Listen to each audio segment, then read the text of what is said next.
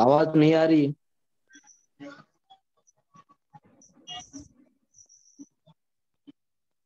Image आ गई शायद।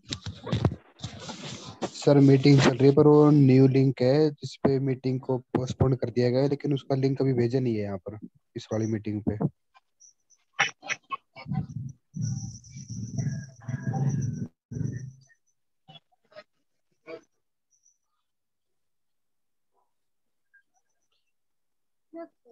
मेरी मीटिंग है, उसका भी लिंक भेज रहे हैं थोड़ी देर में। मीटिंग तो सर चल रही थी यहाँ पर मीटिंग पहले, तो उसमें सिर्फ 100 लोगों की वो थी कि सिर्फ 100 लोग ज्वाइन कर सकते हैं, तो उसको दूसरे उस पे पोस्टपोन कर दिया है, लेकिन उसका लिंक नहीं भेजा। चलो जल्दी भेजो फिर।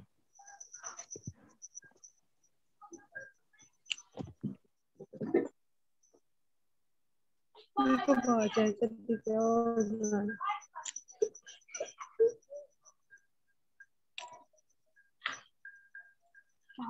थोड़ी सारी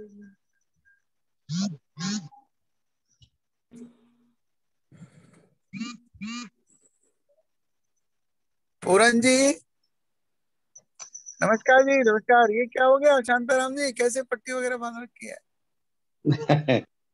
अच्छा, ये तो मास्क है। हम आज थोड़ा सा डिस्टर्ब हो गए क्योंकि बहुत ज्यादा संख्या में लोग जुड़ गए और गेस्ट जुड़ नहीं पाए, तो हमारी मीटिंग थोड़ी सी डिस्टर्ब हो गई। तो हमने दोबारा से नई आईडी भेजी है। पहले गेस्ट को एडमिट करते हैं, उसके बाद में स्टूडेंट्स को। तो वैसे तो एक खुशी की भी बात है कि लोगों में इतनी जागरूकता आ गई है कि वो एकदम बहुत बेहतरीन संख्या में जुड़ रहे हैं इस डिस्टेंस एजुकेशन प्रोग्राम से। आज हमारे गेस्ट भी बहुत बेहतरीन है। आईपीएस पूजा हवाना जी, आदि गुरुदास जी, जज साहब वीरेंद्र सिराधना जी, आईपीएस भैरव सिंह जी, हमारे आरपीएस परमाल जी। तो उनका आकर्षण भी इतना ज्यादा है कि बहुत सारी संख्या में लोगों ने जुड़ के और इससे लाभ उठाने की कोशिश की।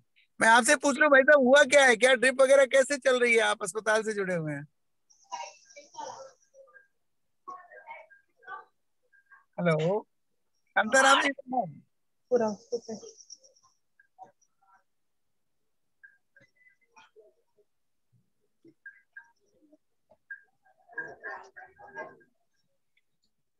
अनुराग जी नमस्कार। पूरन जी आपको को होस्ट बना दिया है। अब वेरी सून ये मीटिंग व्यवधान के बावजूद भी दोबारा स्टार्ट कर रहे हैं। पूरन जी आप मेरे सुन पा रहे हैं?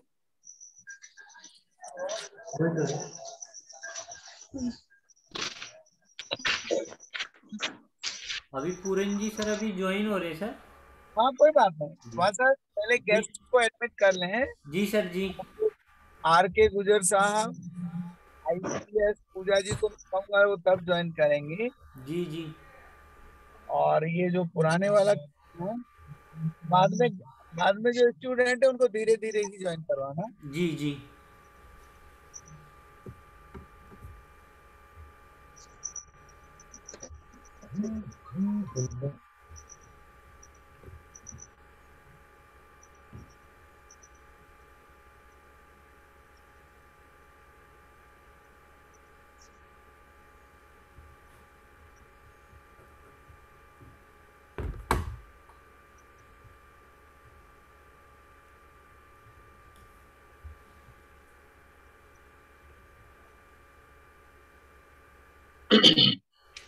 सभी सम्मानित साथियों से क्षमा चाहेंगे, कुछ टेक्निकल प्रॉब्लम की वजह से थोड़ा सा डिस्टर्ब हुए। हम सभी पुनः जुड़ पा रहे हैं। 10 मिनट का समय लेंगे। सारे अतिथि और सभी सम्मानित बच्चे उपस्थित होंगे। आप बने रहें। शीघ्र ही हमारे अतिथि महोदय, कुछ टेक्निकल प्रॉब्लम इसलिए आ गई कि हमारे पार्टिसिपेंट्स ज्यादा हो गए थे और हमारा जूम बढ़ा नहीं, जिसकी कैपेसिटी थी वो 100 पार नहीं कर पाए, तो इसलिए थोड़े समय से हम क्षमा चाहेंगे। जी सर।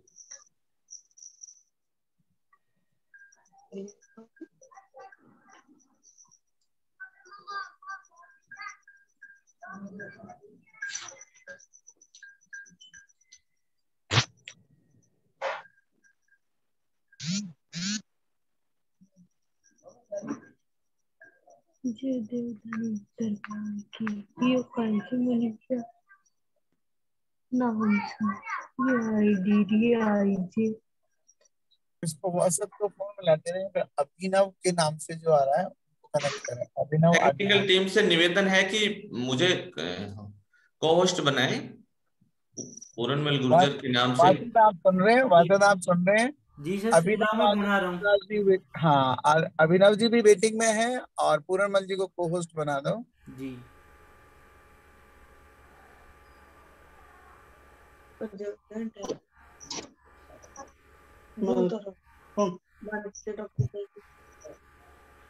जल सिंह जी कर रहे हैं। कह रहे थे प्रोफेसर आर के साहब, अब मेरे को एक टेलीविजन चैनल बनाना है। ईश्वर उनको ऐसी शक्ति दे कि हमें टेक्निकल इन सब चीजों से हम उबर सकें और के माध्यम से बाकायदा दूरदर्शी शिक्षा दे सकें।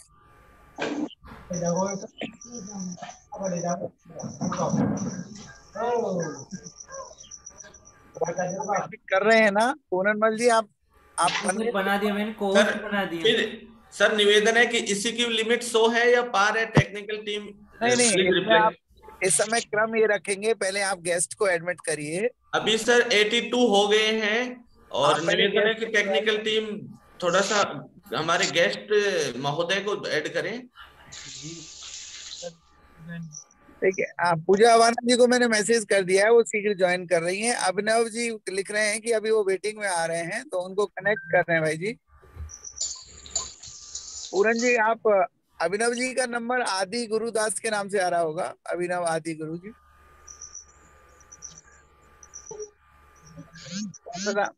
आप सुन रहे हैं वासद या पूरन जी? जी सुन रहे हैं सर। हाँ, अभिनव जी का नंबर दिख रहा है आपका? सर उनका नाम किस नाम से आ रहा है? अभिनव, अभिनव आदि गुरु।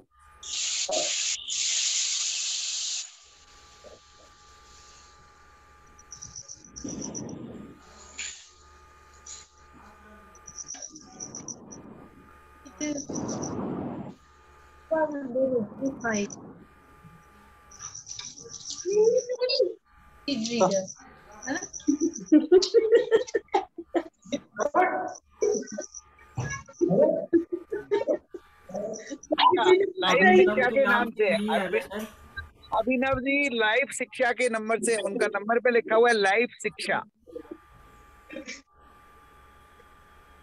गलती है वही थी, उनका अभिनव जी का नाम, उनका नाम है लाइव शिक्षा। नहीं लाऊंगा। पूरन जी आप सुन रहे हैं? पूरन जी आप सुन रहे हैं? लाइव शिक्षा के नाम से अभिनव जी को ज्वाइन कर रहे हैं। कर दिया सर, ज्वाइन कर दिया सर। ज्वाइन कर लिए हैं सर ने, ज्वाइन कर लिए हैं। हम बाकी पार्टिसिपेंट से रिक्वेस्ट करते हैं कि हमारे एक्सपर्ट्स को सुन लें आज, और इनकी रिकॉर्डिंग हम मीटिंग के थोड़े समय बाद ही तुरंत भेज देंगे, इसलिए हम अपने गेस्ट के समय का उपयोग उठाएं, बेहतर है।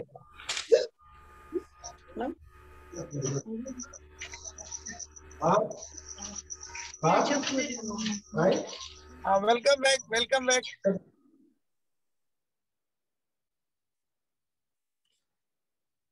आदि गुरु जी अनम्यूट कर लें, आदि गुरुदास साहब अनम्यूट कर लें। हाँ नमस्कार आप सभी को वापस से। देखिए टेक्निकल प्रॉब्लम जिंदगी में आती रहती हैं, है ना। लाइफ ही प्रॉब्लम से भरी हुई है, कलयुग में जी रहे हैं हम सारे लोग, तो बिल्कुल भी चिंता नहीं होता, लाइफ में ऐसी प्रॉब्लम्स होती रहेंगी। तो आपको तो जितना जहां जैसे मिले विद्यार्थी लोग, आपके लिए कार्यक्रम है, समझना इस बात को। ये कार्यक्रम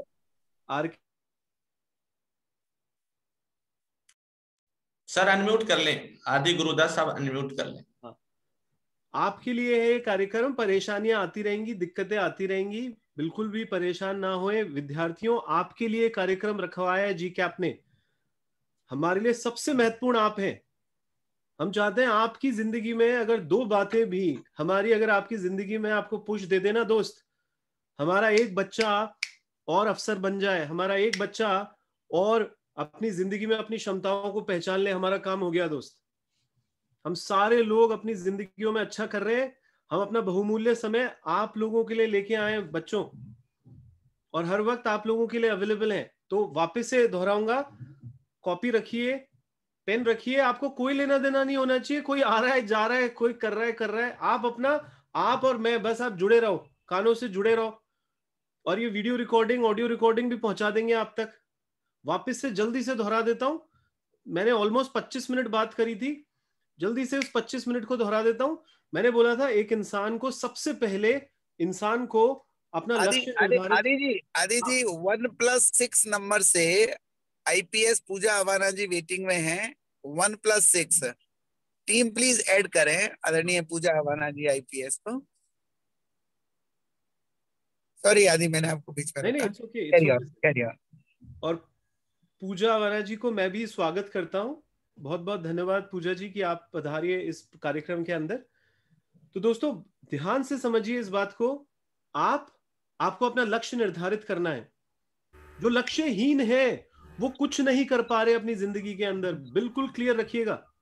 सबसे पहली चीज होती है इंसान के अंदर एक लक्ष्य होना चाहिए। लक्ष्य ही आपको जगाता है, लक्ष्य ही आपको उठाता है, लक्ष्य ही आपको आगे लेके जाता है दोस्त। तो सबसे पहले इस यूनिवर्स से मांगना होगा, आपकी कोई भी परिस्थिति हो, कोई भी परिवेश हो, मैं बार बार कह रहा हूं, आपसे भी विपरीत परिस्थितियों में लोग जी रहे हैं। ना केवल जी रहे हैं, वो जबरदस्त कर रहे हैं, वो अमेजिंग कर रहे हैं अपनी जिंदगियों में दोस्त। तो विद्यार्थियों, आप किसी भी कोने से सुन रहे हैं अपने आप को, आप ये ध्यान रखिएगा, जब हम लोग पढ़ते हैं इन किताबों को, मैंने जिंदगी की बहुत किताबें पढ़ी हैं, और उन सारी किताबों में बार बार हमारे को ये बताया जाता है, बार बार हमारे को ये समझाया जाता है कि दोस्त तेरे अंदर असीमित क्षमताएं हैं, तुम क्षमताओं को मरने मत देना, तू यूनिक है। तेरे को पता होना चाहिए कि उस परवरदिगार ने तेरे अंदर कौन सी रहमत बख्शी है। हमको पता होना चाहिए। देखिए, सारे लोग सारे काम नहीं कर सकते। कोई वक्ता होता है, कोई लेखन में अच्छा होता है, कोई इंसान किसी चीज में अच्छा होता है, कोई किसी चीज में अच्छा होता है।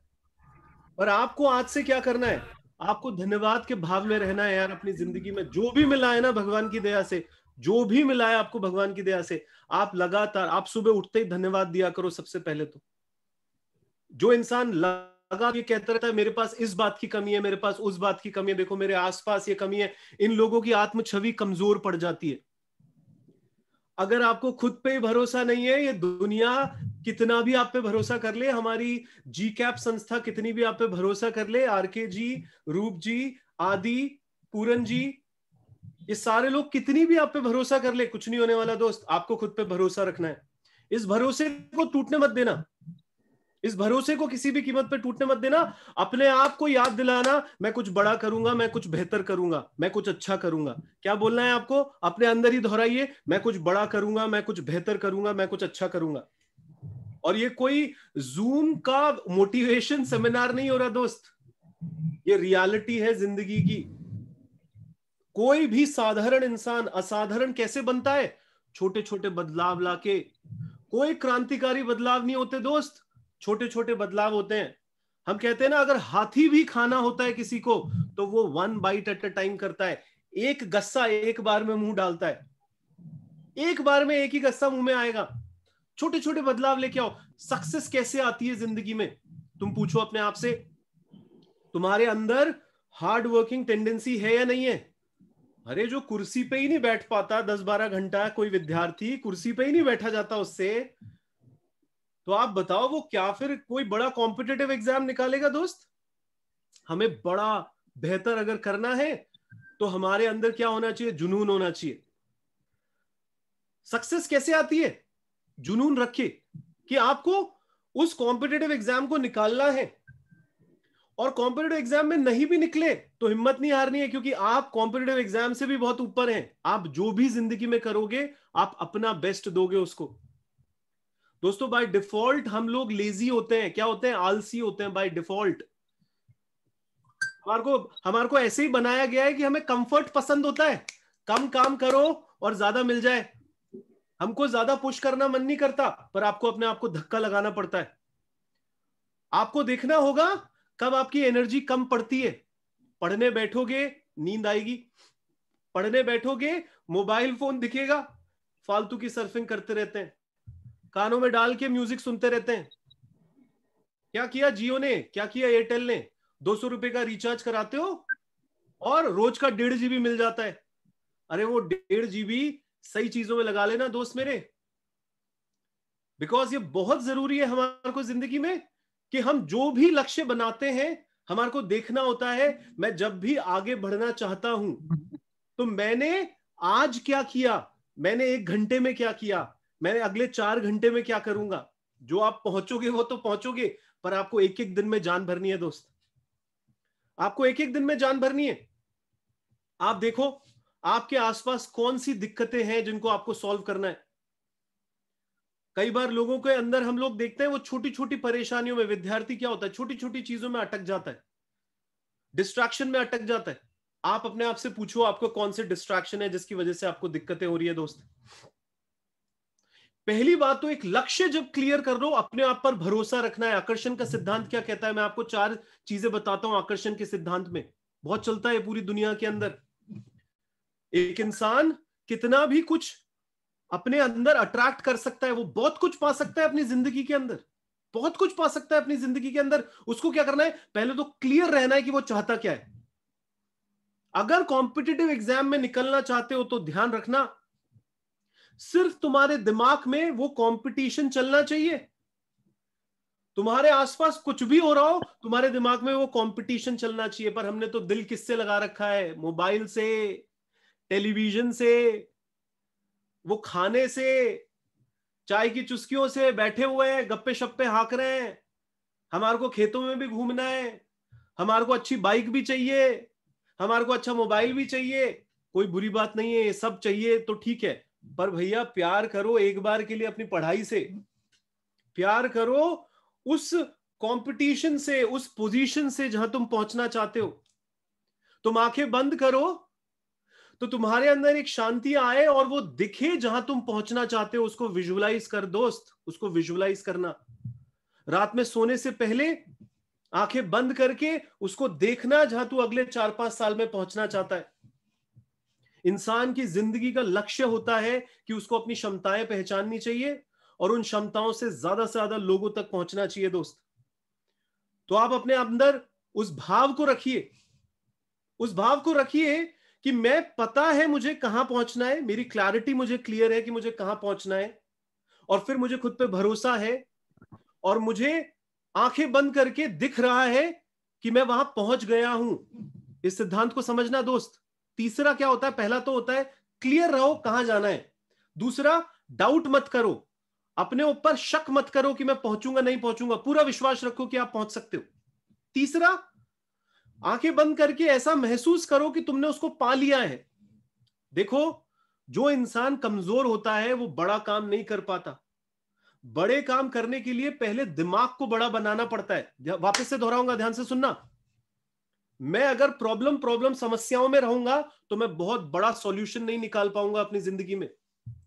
अगर मुझे बड़ा कुछ अचीव करना है, पहले मुझे यहां कुछ बड़ा क्रिएट करना पड़ेगा, यहां कुछ बड़ा बनाना पड़ेगा। अगर मैं यही कुछ बड़ा नहीं बना पा रहा, बार बार मुझे खुद पे शक होता है।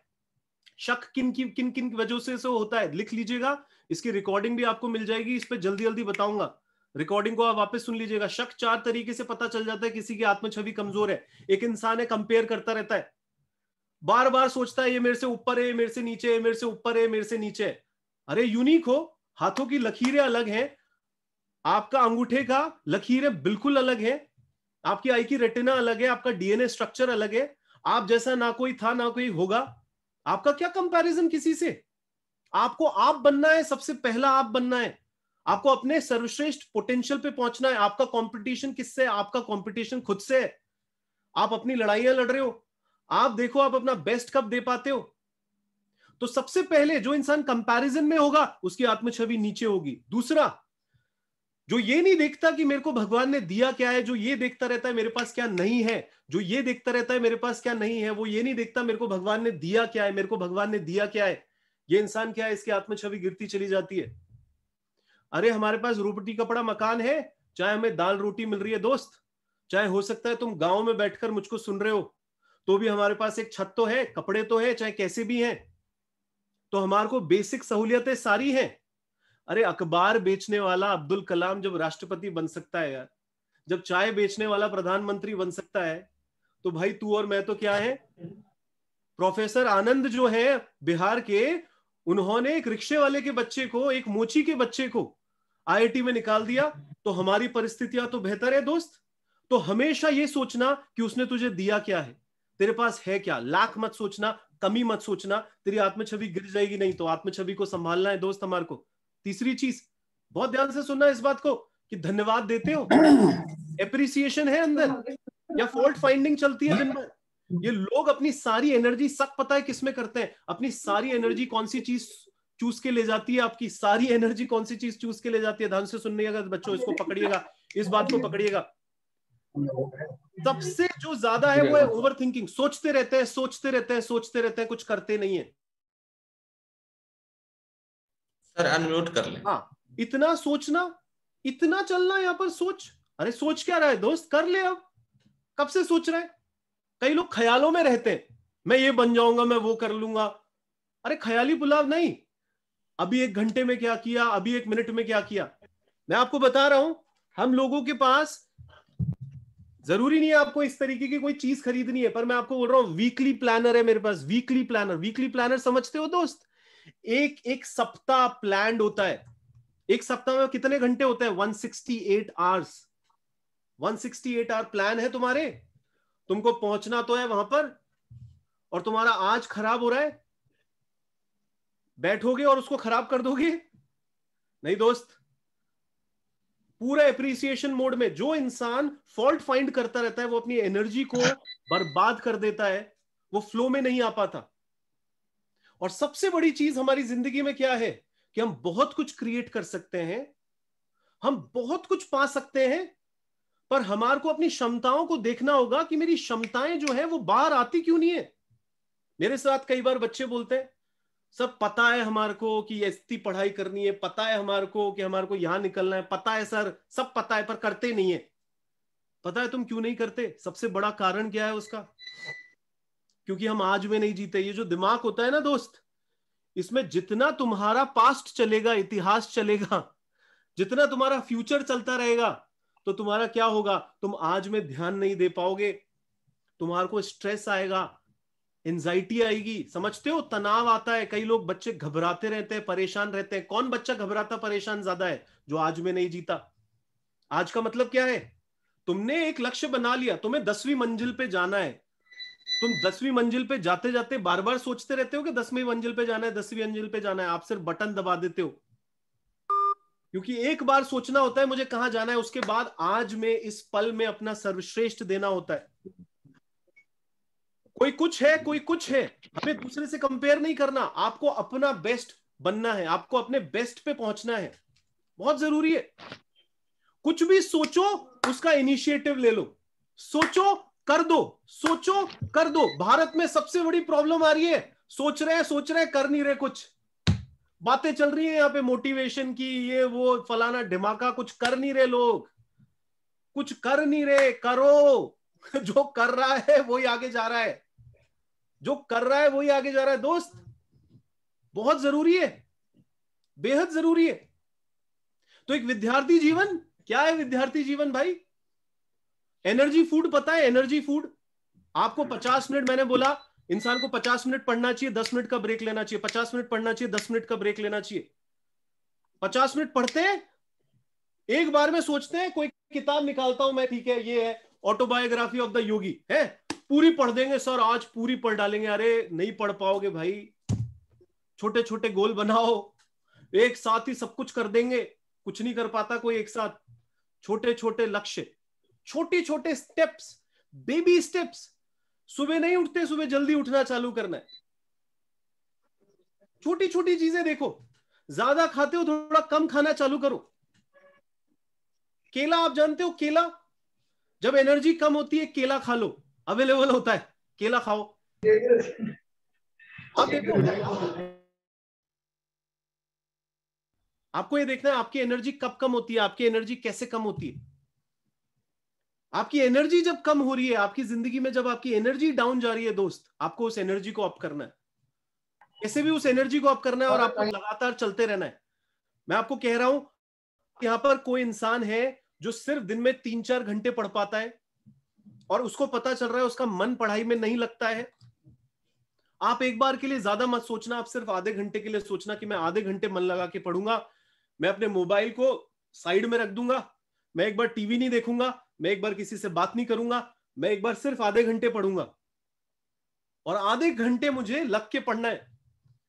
फिर आधे घंटे पढ़ने के बाद मैं उठूंगा, 5 मिनट का ब्रेक लूंगा और अब मैं सोचूंगा कि अब मुझे अगला आधे घंटे पढ़ना है। आप छोटा छोटा लक्ष्य बनाओ और आप आगे बढ़ोगे दोस्त, आप बहुत अच्छा कर जाओगे। ध्यान से सुनना, कई लोग हैं यहां पर जो हमसे पूछते हैं कि सर हम लोगों को याद नहीं रहता, मेमोरी का प्रॉब्लम है, कुछ याद रखते हैं वो याद नहीं रख पाते, रिवीजन नहीं करते। मेमोरी कैसे काम करती है जल्दी से बता देता हूं। हम रजिस्टर करते हैं, रिकॉल करते हैं, रजिस्टर करते हैं, रिकॉल करते हैं, कुछ अंदर डालते हैं उसको वापस याद करते हैं, कुछ अंदर डालते हैं वापस याद करते हैं। अंदर तो डाल लेते हैं हम, हमारे को वापस याद नहीं आता क्योंकि हम इस दिमाग पे जोर नहीं डालते, हम इस दिमाग पे जोर नहीं डालते। आप समझिए कि मैं कोई एक पर्टिकुलर किताब पढ़ रहा हूं, मैं उस किताब को पढ़ रहा हूं, मैंने 2 पन्ने पढ़ दिए उसके, उसको बंद करके वापस मुझे याद करना है मैंने क्या पढ़ा था। ध्यान से सुनना इस बात को, बार बार खोल के नहीं देखना मैंने क्या पढ़ा था। अपने रिकॉल पे थोड़ा जोर डालो, रिकॉल पे थोड़ा जोर डालो। जितना आप रिवीजन कर लोगे, जितना आप रिवीजन करोगे बिना देखे, बहुत ध्यान से सुनना इस बात को, तो आप देखना आपको वो चीज एग्जाम में भी याद आएगी, आप वो चीज भूलोगे भी नहीं। और ज्यादातर जो टेक्निक बताई जाती है उसमें ऐसे बताया जाता है 1 घंटे के बाद जब वापस पढ़ने बैठो तो थोड़ा सा रिवाइज कर लेना, बिना बुक को खोले, बिना कॉपी को खोले थोड़ा याद करने की कोशिश कर लेना। फिर क्या करना, 1 दिन के बाद जब पढ़ने बैठो तो पिछले दिन क्या पढ़ा था उसको थोड़ा सा याद करने की कोशिश कर लेना। फिर एक बार 1 वीक के बाद याद करने की कोशिश कर लेना। ऐसे 2-3 बार तुमने थोड़ा दिमाग पे जोर डाला, तुम देखना तुम्हें चीजें बहुत जल्दी याद आ जाएंगी जो तुमने पढ़ी थी। नहीं तो कई बच्चों की ये होती है, वो पढ़ते रहते हैं, उनको याद नहीं रहता, उनको याद नहीं रहता। पॉइंट्स बनाओ और उससे बहुत जल्दी रिकॉल होगा दोस्तों। एक बार के लिए बैठकर अपने टाइम वेस्टर लिख लो। सबके अलग अलग टाइम वेस्टर होते हैं, ध्यान से सुनिएगा, सबके अलग अलग टाइम वेस्टर होते हैं। टाइम वेस्टर मतलब किसमें टाइम वेस्ट कर रहा है वो। आप क्या करो आज से दोस्तों, आप सबसे गुजारिश है, आज से आप क्या करो, आज से आप लोग लिखना चालू कर, आज से आप लोग लिखना चालू कर दो आपका पूरा दिन जाता कैसे है, किस तरीके से आपका दिन पूरा जा रहा है, आप लिखना चालू कर दो। आप जितना ज्यादा लिखोगे, जितना ज्यादा लिखोगे, जितना ज्यादा आप जितना ज्यादा लिखोगे, आपको 3-4 दिन में, 5-6 दिन में पता चल जाएगा कि मेरा पूरा दिन का रूटीन रहता कैसा है, मेरा किन चीजों में मेरा समय जाता है। हर इंसान का परिवेश अलग अलग होता है, कोई किसी चीज में टाइम वेस्ट कर रहा है तो कोई किसी चीज में टाइम वेस्ट कर रहा है, हमारे को पता नहीं होता कि हम किस में चीज में टाइम वेस्ट कर रहे हैं। एक बार के लिए अपने दिन को लिखना चालू कर दो, पता ही नहीं चलता हमारे को कई बार कि हम किस चीज में टाइम वेस्ट कर रहे हैं। मैंने आपको बोला, आप ही की कक्षा के अंदर जो बच्चे अच्छा कर रहे हैं, जो अच्छे मार्क्स ला रहे हैं, एक बार उनसे पूछो कि तेरे को इस चैप्टर को याद करने में कितना समय लगा। यार मेरे को इस चैप्टर को याद करने में इतना टाइम लगता है, तेरे को इस चैप्टर को याद करने में इतना कम समय लगा, तो उसके पढ़ने का स्टाइल देखो। कुछ लोग होते हैं जो जिनके पास कोई स्टाइल होता है, अगर आप वो स्टाइल सीख गए, इसको सक्सेस मॉडलिंग कहते हैं। मैं हमेशा से कहता हूं, जो अच्छा कर रहे हैं उनके संग में रहना, जो अच्छा कर रहे हैं उनसे पूछते रहना कि तू कैसे करता है, तू कैसे करता है। हम लोगों के अंदर स्टूडेंट लाइफ में इतना अहंकार है कि हम एक दूसरे से पूछना नहीं चाहते, एक दूसरे से सीखना नहीं चाहते। आपके आसपास के लोग आपको सिखा देंगे दोस्त, आपके आसपास के लोग आपको बहुत कुछ सिखाएंगे। बस आपको क्या करना है, अपने आप को हमेशा अवेयर रखना है, सजग रखना है कि मुझे मेरे लक्ष्य तक पहुंचना है, किसी भी कीमत पर पहुंचना है, मुझे एक लक्ष्य को क्लियर करना है, मुझे उस पर भरोसा रखना है पूरी तरीके से, और मुझे क्या करना है, आंखें बंद कर महसूस करना है कि मैंने उसको पा लिया, अपने दिमाग को वैसे बनाना है और एक्शन लेने, फिर काम करना है, सही मायने में काम करना है। देखो, आंखों की लालच होता है कईयों को, ये इंटरनेट पे फालतू की चीजें देखते हैं, आंखों के लालच के कारण विद्यार्थी जीवन को बर्बाद कर रही है ये चीज। आंखों का चस्का, समझते हो आप, आंखों का चस्का, देखे जा रहे हैं वीडियोस, काना फालतू की बातें करे जा रहे हैं। जीभ का कैसे लोग होते हैं जो भैया खाने के पीछे परेशान हुए जा रहे हैं। आपको देखना है क्योंकि दिमाग कैसे काम करता है दोस्त? आंखों से कुछ जाता है, कानों से कुछ जाता है, नाक से कुछ जाता है, मुंह से कुछ जाता है, और हमारे अंदर मेमोरी होती है। मेमोरी होती है हमारे अंदर। हमने दिल लगा रखा है, आंखों का कहीं दिल लगा रखा है, कानों का कहीं दिल लगा रखा है, जीभ का कहीं दिल लगा रखा है, उससे हमारे को प्यार होता है। तो जो कंपटीशन में निकलना चाहता है, मैंने जब बच्चों को बहुत ध्यान से देखा तो उनको बनना है बड़ा अफसर, पर वो अफसर की पढ़ाई से इतना प्यार नहीं करते जितना दूसरी चीजों से प्यार कर बैठते, दूसरी चीजों में दिल लगा बैठते। भाई तुम्हारा दिल जहां लगेगा, तुम्हारा इंटरेस्ट वहीं जगेगा। तुम्हारा इंटरेस्ट जहां जगेगा, तुम्हारे अंदर एनर्जी वहीं आती है। तुम्हारे अंदर एनर्जी जहां आएगी, तुम वही एक्शन लोगे, वही एक्शन लोगे, वही आदतें बन जाएंगी, वही आदतें बन जाएंगी। तुम्हारा वही नजरिया बन जाएगा, जो नजरिया बन जाएगा वो व्यक्तित्व बन जाएगा, जो व्यक्तित्व बन जाएगा वो तुम्हारी तकदीर बनाएगा, वही तुम्हारे कर्म बन जाएंगे दोस्त। सब कुछ चालू यहां से होता है, हमेशा याद रखो। ध्यान से देखो कहां अटक रहे हो। पहुंचना है वहां, जाना है हमें कश्मीर, और आप यहां खड़े हो, आप कन्याकुमारी जा रहे हो, पीछे जा रहे हो दोस्त। देखो ध्यान से सुनना है इस बात को। तुम यहां खड़े हो, तुम्हें जाना है कश्मीर, आगे बढ़ना था, तुम पीछे जा रहे हो। तो हम कहा है, हम अटक जाते हैं। हम छोटी मोटी बातों में अटक रहे हैं दोस्त, हम छोटी मोटी बातों में अटक रहे हैं। अरे तुम्हारा लक्ष्य और दिन भर उसका साथ, उसका जहनियत में साथ, थोड़ा बहुत खा लेंगे, थोड़ा बहुत सो जाएंगे। कोई कहता है अरे सर मुझे तो 8 घंटे अगर नींद न लूं तो मेरे को तो अच्छा ही नहीं लगता। बिलीफ है। तुम 2 दिन एक बार के लिए 8 घंटे की नींद को 6 घंटे की करके देखो, कोई नहीं मरता। मैं बता रहा हूं आपको, कोई नहीं मरता। अरे यार जब चस्के वाली पिक्चर होती है तो पूरी पूरी रात जग के नहीं देख लेते क्या कभी कभार? मैं ये नहीं कह रहा रोज देखते हैं, पर कभी कभार देखते हैं, नहीं देखते, और मजा भी आता है। तो पढ़ाई में तो बड़ा हमारे को शान पट्टी लगती है कि हमारे को तो 8 घंटे ही सोना है भाई। और वैसी अगर कोई मजे वाली चीज आ जाती है तो हम लोग पूरी पूरी रात देख लेते हैं उसको। दिल कहां जोड़ रखा है दोस्त? सबसे बड़ी बात है, दिल कहां जोड़ रखा है। उसमें आपको समझना होगा एक बार के लिए कि आप अपनी लिमिट्स को देखो। जिस इंसान की जितनी लिमिट होती है वो जाएगा, वो लिमिट तक अटक जाएगा, जाएगा लिमिट तक अटक जाएगा। बाल्टी में उतना ही पानी आएगा जितना बाल्टी का साइज होगा। कप में उतनी कॉफी आएगी जितना कप का साइज होगा। तुमने अपने दिमाग की क्षमताओं को ऐसा बना रखा है, बस यहीं तक।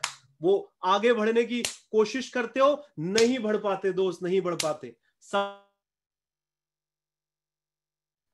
ध्यान से सुनना दोस्त, सफलता मांगती है जो सफलता को चाहिए होता है।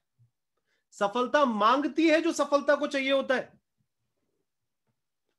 तुम उस लक्ष्य तक तब तक नहीं पहुंच पाओगे जब तक अपने आप को उस लक्ष्य की एनर्जी के साथ अलाइन नहीं करोगे। दुनिया में वो लोग आगे नहीं जा रहे जो यहां से सुपर इंटेलिजेंट है, डुपर इंटेलिजेंट है। दुनिया में वो लोग आगे जा रहे हैं जो डिसिप्लिन्ड है। कई मैं देखता हूं विद्यार्थी अमेजिंग मेमोरी लेके बैठे होते हैं, इतना टैलेंटेड होते हैं, पर इन लोगों से मेहनत नहीं होती। ये लोग फोकस्ड नहीं होते, ये लोग जुनूनी नहीं होते।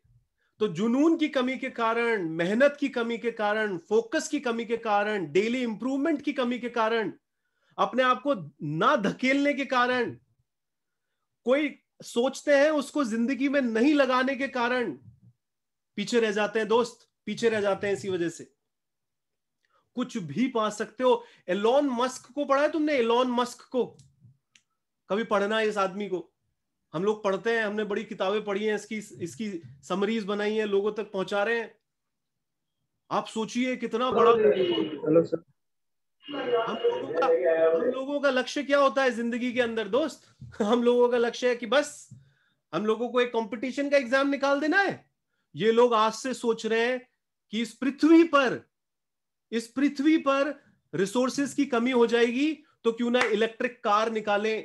तो टेस्ला कंपनी बना दी, टेस्ला कंपनी बना दी। अब ये सोच रहे हैं इस पृथ्वी पर एक टाइम पे रहने के लिए जगह नहीं रहेगी, रिसोर्सेज नहीं रहेंगे, तो इन्होंने मार्स का मिशन बना दिया कि मंगल ग्रह पे जाने के शटल बना रहे हैं। सोचो कहां जा रहे हैं।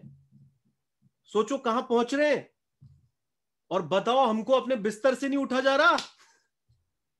आप सोचो, हमारे को अपने सुबह बिस्तर से उठने के लिए मम्मी को हमारे को धकेलना पड़ता है। सोचो क्या हालत कर रखी है अपनी। दोस्त, कोई बाहर से लॉ जगाने नहीं आएगा, तेरे को अपने अंदर से लॉ जगानी होगी।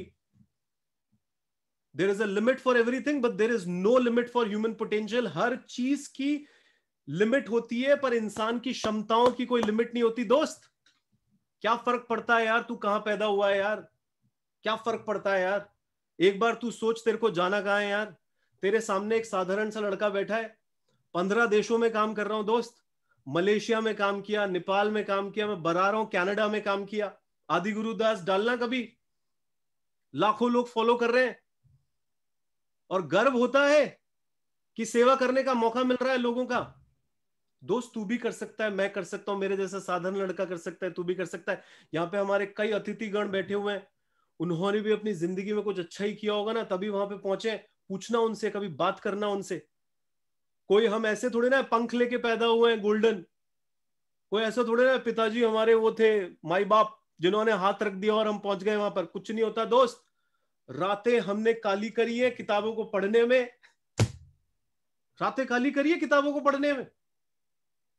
एक एक पन्ना पढ़ा, फिर 2 पन्ने पढ़े, फिर 2 पन्ने 10 हुए, 10 पन्ने 15 हुए, 15 से 50 हुए, 50 से 100 हुए। पढ़े, चाहे तुम्हें मन कर रहा है नहीं कर रहा, एक बार अपने मन को खिड़की से बाहर फेंक दे।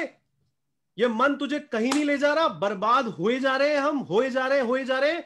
हमारे दादा गरीब थे, हमारा बाप गरीब है, हम गरीब हैं, हमारे आगे वाली पुश्तें गरीब रहेंगी। ठीक ही नहीं होगा कुछ। तुम क्रांति ला सकते हो, तुम बदलाव ला सकते हो दोस्त। तुम मत घूमो उन लोगों के साथ जिनको अपनी जिंदगी में कुछ नहीं करना। 100 में से सिर्फ 5 लोग होते हैं जो कुछ करना चाहते हैं। मैं बता दूं, ये 95 लोग यूं ही होते हैं, कुछ करना ही नहीं। अपनी जिंदगी बर्बाद करना, ये पीछे अपनी जिंदगी नहीं बर्बाद करना, बिल्कुल भी बर्बाद नहीं करना अपनी जिंदगी को। आपको ये देखना है मेरा ध्येय क्या है, मेरा लक्ष्य क्या है। मेरे को एक बार लक्ष्य अपने दिमाग में क्लियर रखना है। मेरे को जहां पहुंचना है, मेरे को बस कुछ बड़ा करना है, कुछ बेहतर करना है, मेरे को कुछ अच्छा करना है अपनी जिंदगी में। क्या हुआ दोस्त, एक वर्ड ढूंढना इंटरनेट पे, ग्रिट, GRIT। एक वर्ड ढूंढना इंटरनेट पे, रेजिलियंस। एक वर्ड ढूंढना इंटरनेट पे, परसिवरेंस। अभी टाइम नहीं है इनकी स्पेलिंग बताने की, ध्यान से सुनना इन चीजों को। जब इंसान हार के बावजूद भी चलता रहता है, जब इंसान हार के बावजूद भी आगे बढ़ता रहता है। अरे क्या होती है हार यार, अनुभवी तो होता है। हो सकता है आप लोग यहाँ पे खूब मेहनत करो, किसी कंपटीशन के लिए तैयारी करो और कंपटीशन में ना निकलो, पॉसिबिलिटी है। तुम अपना बेस्ट देना, पॉसिबिलिटी है कि तुम नहीं निकलो, हो सकता है। पर तब भी तुम्हारी जिंदगी कोई कंपटीशन नहीं बनाएगा दोस्त, तुम्हारी जिंदगी कोई कंपटीशन नहीं बनाएगा। सिर्फ तुम एक अमेजिंग इंसान हो, तुम अच्छा करोगे। तुम बस अपने आप से हमेशा ये करना और परवरदिगार से हमेशा एक बात मानना, मुझे ज्यादा से ज्यादा सेवा दो। इंसान का सबसे बड़ा धर्म होता है सेवा। मैं तुम्हें बता रहा हूं, जो इंसान जितनी ज्यादा बड़ी सेवा कर रहा है उसके पास उतना ज्यादा पैसा है। जो जितनी बड़ी प्रॉब्लम सॉल्व कर रहा है इस दुनिया की, वो उतना बड़ा आदमी है। हम कहां पे भाग रहे हैं, हम सोच रहे हैं सिर्फ पैसा कमा लेंगे। हम क्या सोच रहे हैं, हम सिर्फ थोड़ा सा नाम कमा लेंगे। तुम अपने आप को खोज लो दोस्त, तुम अपने आप को खोज लो। तुम आंखें बंद करो, शांति से बैठा करो और अपने आप से पूछा करो तुम किस में अच्छे हो और उसमें अपनी मेहनत लगा दो। जी आदरणीय जी बीच में डिस्टर्ब करूंगा, मैं क्षमा चाहूंगा। जी आदरणीय सर, मैं निवेदन करूंगा, डॉक्टर प्रोफेसर आर के साहब बीच में आ गए और हमारे बीच में माननीय श्रीमती पूजा अवाना जी IPS ऑफिसर बीच में है और उस कुछ समय के पश्चात हो जाएंगे, तो हम क्षमा चाहेंगे बीच में सर। अरे क्षमा क्यों, देखिए ये तो किसी के, और उसके बाद सर आदिदास गुरुदास हमारे साथ बने रहेंगे। हाँ जी, हाँ बिल्कुल। तो पूजा जी का मैं आर के प्रोफेसर साहब से निवेदन करूंगा स्वागत कि अपना अनम्यूट कर ले। जी प्रोफेसर आर के साहब गुजर साहब से आग्रह करूंगा अपना फोन अनम्यूट कर ले और माननीय पूजा अवाना जी IPS ऑफिसर साहब का स्वागत करते हुए आमंत्रित करें। जी हो गया मेरा? आवाज आ रही है? आवाज आ रही है साहब, आ रही है प्रोफेसर साहब, आवाज आ... सभी को नमस्कार। आदि गुरु भाई आ गए हैं और सभी लोग आ गए हैं आप लोग। वैसे आज का सेशन तो पूरा आदि गुरु भाई का होना चाहिए था, और जो मैं कहता रहता हूँ, चल पड़े हम, चल पड़ा हमारा समाज। निश्चित रूप से आज इतने बच्चे और इतने लोग जुड़ गए, कल्पना नहीं कर सकता था। अब गुर्जर समाज इतनी जोर शोर से चला है कि आपकी टेक्नोलॉजी भी एकदम सीज कर दी इन्होंने। आज तो अपना जो प्रोग्राम था वो सीज हो गया है। अगर इस तरह के बच्चे आगे आएंगे आदि गुरु भाई, तो निश्चित रूप से बहुत आगे चले जाएंगे। और मैं बहुत ज्यादा तो समय नहीं लूंगा, लेकिन पार्किंस का नियम शायद आपने सुना होगा बच्चों, और आदि गुरु भाई तो सुना होगा, और रूप सिंह जी ने भी सुना होगा। जब हम ऐसा करते हैं तो ऐसा होता है। आज हम बहुत अच्छा लेक्चर और बहुत अच्छे लोगों को बुला लिया था, लेकिन हमारी कुछ टेक्निकल प्रॉब्लम से सब लोग नहीं जुड़ पा रहे हैं, क्योंकि ऐसा होता है। तो इसलिए ये होने की बात नहीं, लेकिन समाज जो चला है, और मेरे को बड़ी प्रसन्नता है कि हमारे प्रबुद्ध लोग इससे जुड़ गए हैं, और मैं सोचता हूँ प्रबुद्ध लोग इसको काफी आगे ले जाएंगे। और बच्चे, मैं जगह जगह पर जाता रहता हूँ तो मैं देखता रहता हूँ कि बच्चे 98%, 99%, 97%, 96%, अरे बाप रे गुजर क्या करेगा, कहाँ जाएगा। लेकिन बच्चों, ये ध्यान देने की बात है कि हमको अपने रास्ते खोजने पड़ेंगे, क्योंकि हम केवल अभी सरकारी नौकरियों में यहीं पर चक्कर लगा रहे हैं। हम दिल्ली और दिल्ली से आगे बढ़ने की बात नहीं कर रहे हैं। अभी कल या आज के अखबार में मैं देख रहा था, Indian institute of science and research के अंदर एडवर्टीजमेंट निकला है। उसके अंदर आप जिसके 95, 90, 75% से ऊपर जितने भी हैं वो परीक्षा दें उसमें, क्योंकि वहां पर एक भी गुर्जर का बच्चा नहीं जा रहा है। ओबीसी का रिजर्वेशन है दिल्ली में, केंद्र में, एमबीसी का तो नहीं है, लेकिन वहां पर गुर्जर नहीं है।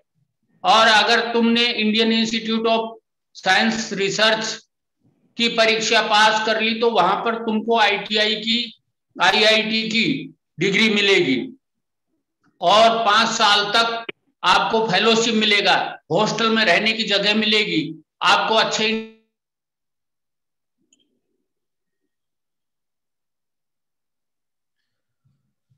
हमें लगता है आरके सर की आवाज में कुछ दिक्कत है।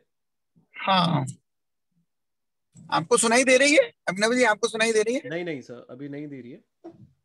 देखिए, वैसे तो मैं ये कहूंगा कि ये मीटिंग भी अपने आप में एक मोटिवेशन का बिंदु है। हमारे अखिल भारतीय गुर्जर परिषद के अध्यक्ष अस्पताल तो अभी तो आप गुर्जरों ने कल्पना नहीं की है फिनटेक डिजिटल यूनिवर्सिटी, ये क्या होगा, और काल्पनिक यूनिवर्सिटी होगी जिसके अंदर फाइनेंशियल समस्याएं और फाइनेंस से रिलेटेड चीजें होंगी। वहां तो गुर्जर नहीं पहुंचा, लेकिन अगर रूप सिंह जी और आदि भाई, भैरू सिंह जी, सराधना साहब, ये अमाना जी, ये सब मिल रहे हैं, तो इसका मतलब इन बच्चों को वो ये सब चीजों की जानकारी दें और वहां तक ले जाए। अभी हम 3rd ग्रेड मास्टर की बात कर रहे हैं, हमारे बच्चे जबकि आईएएस, आईपीएस और बिजनेस में जाने लायक बच्चे हैं, जो ये 90% से 80%, 95%, 97% वाले बच्चे हैं, ये सब आगे जाने वाले हैं। बच्चों, हम आदि गुरु का और आपके रूप सिंह जी का या अन्य जो अन्य समाजों के लोग हैं, उनको भी हम संदर्भ व्यक्तियों को आपके सामने लाएंगे, और एक एक व्यक्ति का जैसे आदि गुरु जी ने दिया है, इस तरह हम भविष्य में सब लोग नए भाषण दे करके और आपको एक एक एक्सपर्ट से हर वीक मिलवाने का प्रयास करेंगे। मैं रूप सिंह जी और आदि गुरु और पूर्ण जी से रिक्वेस्ट करूंगा जी कैप की तरफ से कि ये लोग हमारे बच्चों को स्पेशल लेक्चर आधी घंटा 20 मिनट का दिलवाए, और हम लोगों को जोड़ो मत जोड़ो, लेकिन इन बच्चों को इन लोगों से मुखातिब कराओ, क्योंकि ग्रामीण क्षेत्रों में छपड़ा में बच्चा बैठा है, डूंगरपुर में बच्चा बैठा है, करौली में बच्चा बैठा है, उन सब चीजों को इनका मालूम नहीं है। तो इसलिए बच्चों, मैं आज आपसे बहुत ज्यादा टाइम नहीं ले रहा हूं, लेकिन आप जितने भी साइंस के बच्चे 10वीं में अच्छे नंबर पास किए वो Indian institute of research science में अप्लाई करें, जो कि आपके 5 या 6 जगह पर है, मोहाली में है, बंगलोर में है, पुणे में है, और आपके तिरुवनंतपुरम में है। इस तरह 6-7 जगह है। वहां पर आपको रहने को मिलेगा, वहां बाहर जाने को मिलेगा, वहां आपको सीखने को मिलेगा, आपके लोकल एरिया में नहीं मिलेगा। जबकि आप फेलोशिप वगैरह मिलेंगे, पैसे मिलेंगे। और हम पुनः आपसे अगले वीक में मिलेंगे। और आज आप लोग गुर्जर समाज के लोग इतने विद्वान लोग आए, तो इससे मेरे को लग रहा है कि समाज में हमने जो जी कैप का उद्देश्य सब लोग मिल लेकर के चले थे, वो 10 साल की बजाय 5 साल में प्राप्त कर लिया है। और हम हमारा रास्ता और थोड़ा सा फास्ट करना चाहेंगे भविष्य में, क्योंकि हमारे बच्चे हमसे बड़े तेज गति से चल रहे हैं। इसलिए भविष्य में हम हमारा थोड़ा रास्ता चेंज करके और एडवांसमेंट में जाना चाहेंगे, क्योंकि टेक्नोलॉजी बड़ी तेज गति से बदल रही है। आने वाला समय हमारा होगा। हमारे में उत्साह जितना भरा पड़ा है, जितने रिसोर्सेज भरे पड़े हैं, वो रिसोर्सेज का हमने अभी तक यूटिलाइजेशन नहीं किया है। वो अब मैं सोचता हूँ इस दशक में सामने उभर करके आएगा। तो राजनीतिक दृष्टि से, प्रशासनिक दृष्टि से, अकादमिक दृष्टि से गुर्जर समाज में जो संभावनाएं हैं, वो निश्चित रूप से समाज को, राष्ट्र को आगे ले जाएंगी। इन्हीं शब्दों के साथ में सभी को साधुवाद, धन्यवाद। थैंक यू आरके साहब, thank you. It was mesmerizing. Gurudas ji आप भी और आरके साहब आप भी आज अब सबसे बेहतरीन बोले, लेकिन सबसे और हम इंतजार कर रहे हैं हमारी बेटी आईपीएस पूजा अवाना का। देखिए बहुत सारे लोगों की चैट में भी आ रही है, सीइंग इज बिलीविंग। इन बच्ची ने इंडिया को टॉप करके राजस्थान की सर पूजा अवाना मैम से बात कराओ। बाकी सब लोगों को म्यूट कर दें। पूरन जी, नाउ वी रिक्वेस्ट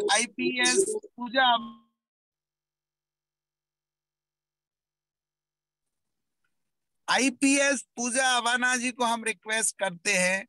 आपके देखने से ही हमारी बेटियों में बल भर जाता है। हर एक बच्ची अब सिपाही नहीं और छोटा अफसर नहीं, आईपीएस बनने का ख्वाब देखने लगी। तो मैं रिक्वेस्ट करूंगा, पूरन जी आप मुझे सुन रहे हैं? आदरणीय आर के साथ सुन रहे हैं? पूजा अवाना जी को आमंत्रित करें। Yes sir. हेलो, नमस्कार आप सभी को, स्पेशली जीकैप टीम को, उन्हें मैं बहुत बहुत धन्यवाद करना चाहूंगी कि आपने एक मोटिवेशनल जो ये पहल शुरू करी है सभी स्टूडेंट्स की भलाई को लेकर के, ताकि उनमें एक नया जोश भरे। और बीच बीच में जैसे कि भटक जाते हैं बच्चे, तो बहुत जरूरी होता है कि लाइन पर उनको गोल से लगाए रखना। तो ये बहुत ही अच्छी पहल है। और साथ ही जितने भी स्टूडेंट्स आज हमें यहाँ ज्वाइन कर रहे हैं, तो उन सभी को मैं वेलकम करना चाहूंगी। आई होप आपका जो ये आज का सेशन है बहुत ही यूजफुल रहा हो। वैसे तो काफी देर से हम सुन ही रहे थे अपने मोटिवेशनल स्पीकर साहब को, और काफी चीजें वो कवर कर भी चुके हैं इसमें, जिसमें कि उन्होंने बताया कि किस तरह से हम गोल निर्धारित करें, किस तरह से हम निरंतर उसकी और बढ़ते रहें, कैसे अपनी हैबिट्स को सुधारे। सक्सेस मॉडलिंग का उन्होंने बहुत अच्छा एग्जांपल दिया।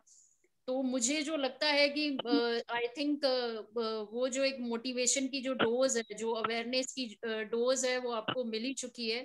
मुझे स्पेसिफिकली मुझे जो लगता है कि एक तो आप सभी को बताया जाता है आप अपना रोल मॉडल चुनिए, आप किसी को देख के आप मोटिवेटेड रहें। बहुत सारी बुक्स काफी लोग पढ़ते हैं। तो मैं आप सभी से शेयर करना चाहूंगी कि जब मैं छोटी थी या जब मैं अपनी स्टूडेंट लाइफ में थी, तो काफी बायोग्राफीज मैंने पढ़ी थी, बट ऐसा मुझे कोई नहीं लगा कि भी ये स्पेसिफिक पर्सन है और मुझे इसके जैसा बनना है, या ये स्पेसिफिक पर्सन है या इन्होंने सक्सेस अचीव करी तो मेरा भी यही है कि मैं भी इसी तरह से करूं। देखिए, हम अपने आसपास की सराउंडिंग और अपने आसपास के एनवायरनमेंट से सीखते हैं, हम अपनी परिस्थितियों से सीखते हैं। तो बहुत जरूरी है। जब मैं कॉलेज जाया करती थी तो एक मेरी क्लासमेट थी, रूरल बैकग्राउंड से थी, वो विलेज से ही आती थी, बट उनके विलेज ना केवल पढ़ाई के अलावा बल्कि सुबह मॉर्निंग में वो काफी सारा काम करके आती थी, जैसे घर का जो काम रहता है, घर के जैसे झाड़ू वगैरह सारी चीजें। उसके बाद वो कॉलेज जाके पढ़ती थी। शाम को अगेन घर में जो और बहुत सारे काम रहते हैं वो किया करती थी। तो उस सहपाठी को देख के मैं काफी मोटिवेटेड रहा करती थी। उसको देख के मुझे रियलाइज होता था कि जब ये इतनी मेहनत कर सकती है, जब ये इतना सब कुछ कर सकती है, इतनी परिस्थिति विपरीत होने के बावजूद भी कॉलेज जा रही है, पढ़ाई कर रही है, घर वाले नहीं चाहते कि पढ़ाई करे, उनको कोई बहुत ज्यादा इंटरेस्ट नहीं था कि उनको बहुत ज्यादा पढ़ाया जाए और इस तरह से।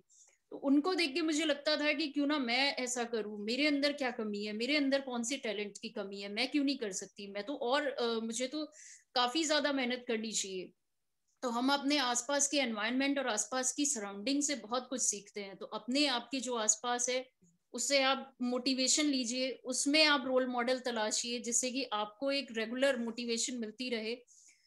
अब मैं मेनली मुझे लगता है कि मोटिवेशन वाला आपका काफी देर से लेक्चर चल ही रहा था, अपने आप को किस तरह से सुधारे, किस तरह से अपने टैलेंट को पहचाने, किस तरह से अपने टाइम को डिवाइड करे। देखिए बहुत जरूरी है अपने ये सारी चीजों के अलावा मुझे लगता है कि आई थिंक सभी स्टूडेंट्स यहाँ पे यूपीएससी के बारे में जरूर जानना चाहेंगे। उनकी सबसे ज्यादा जो क्वेरीज रहती है, हम कॉम्पिटिटिव एग्जाम्स की लगातार बात करते हैं, लेकिन ये कॉम्पिटिटिव एग्जाम्स होते कौन कौन से हैं और कैसे हम इनकी तैयारी शुरू करें। शुरुआत बहुत ही मुश्किल होता है, ठीक है, बाद का रास्ता तो हमें मिल जाता है, जैसे जैसे हम आगे बढ़ते हैं वैसे वैसे कहीं ना कहीं से रिसोर्सेज भी पता चल जाते हैं, कहीं ना कहीं एक बारी एक ट्रैक हमें मिल जाता है। जैसे बच्चे को हम स्कूल में डालते हैं तो केजी में डाल देते हैं, अब उसे ये पता है कि यहाँ से 12th करके निकलना है, लेकिन केजी की शुरुआत कैसे करनी है वो एक बारी अगर पता चल जाए बच्चों को तो वो बहुत जरूरी है। तो वैसे ही यूपीएससी की शुरुआत कहाँ से करनी है, किस तरह से हम शुरू करें,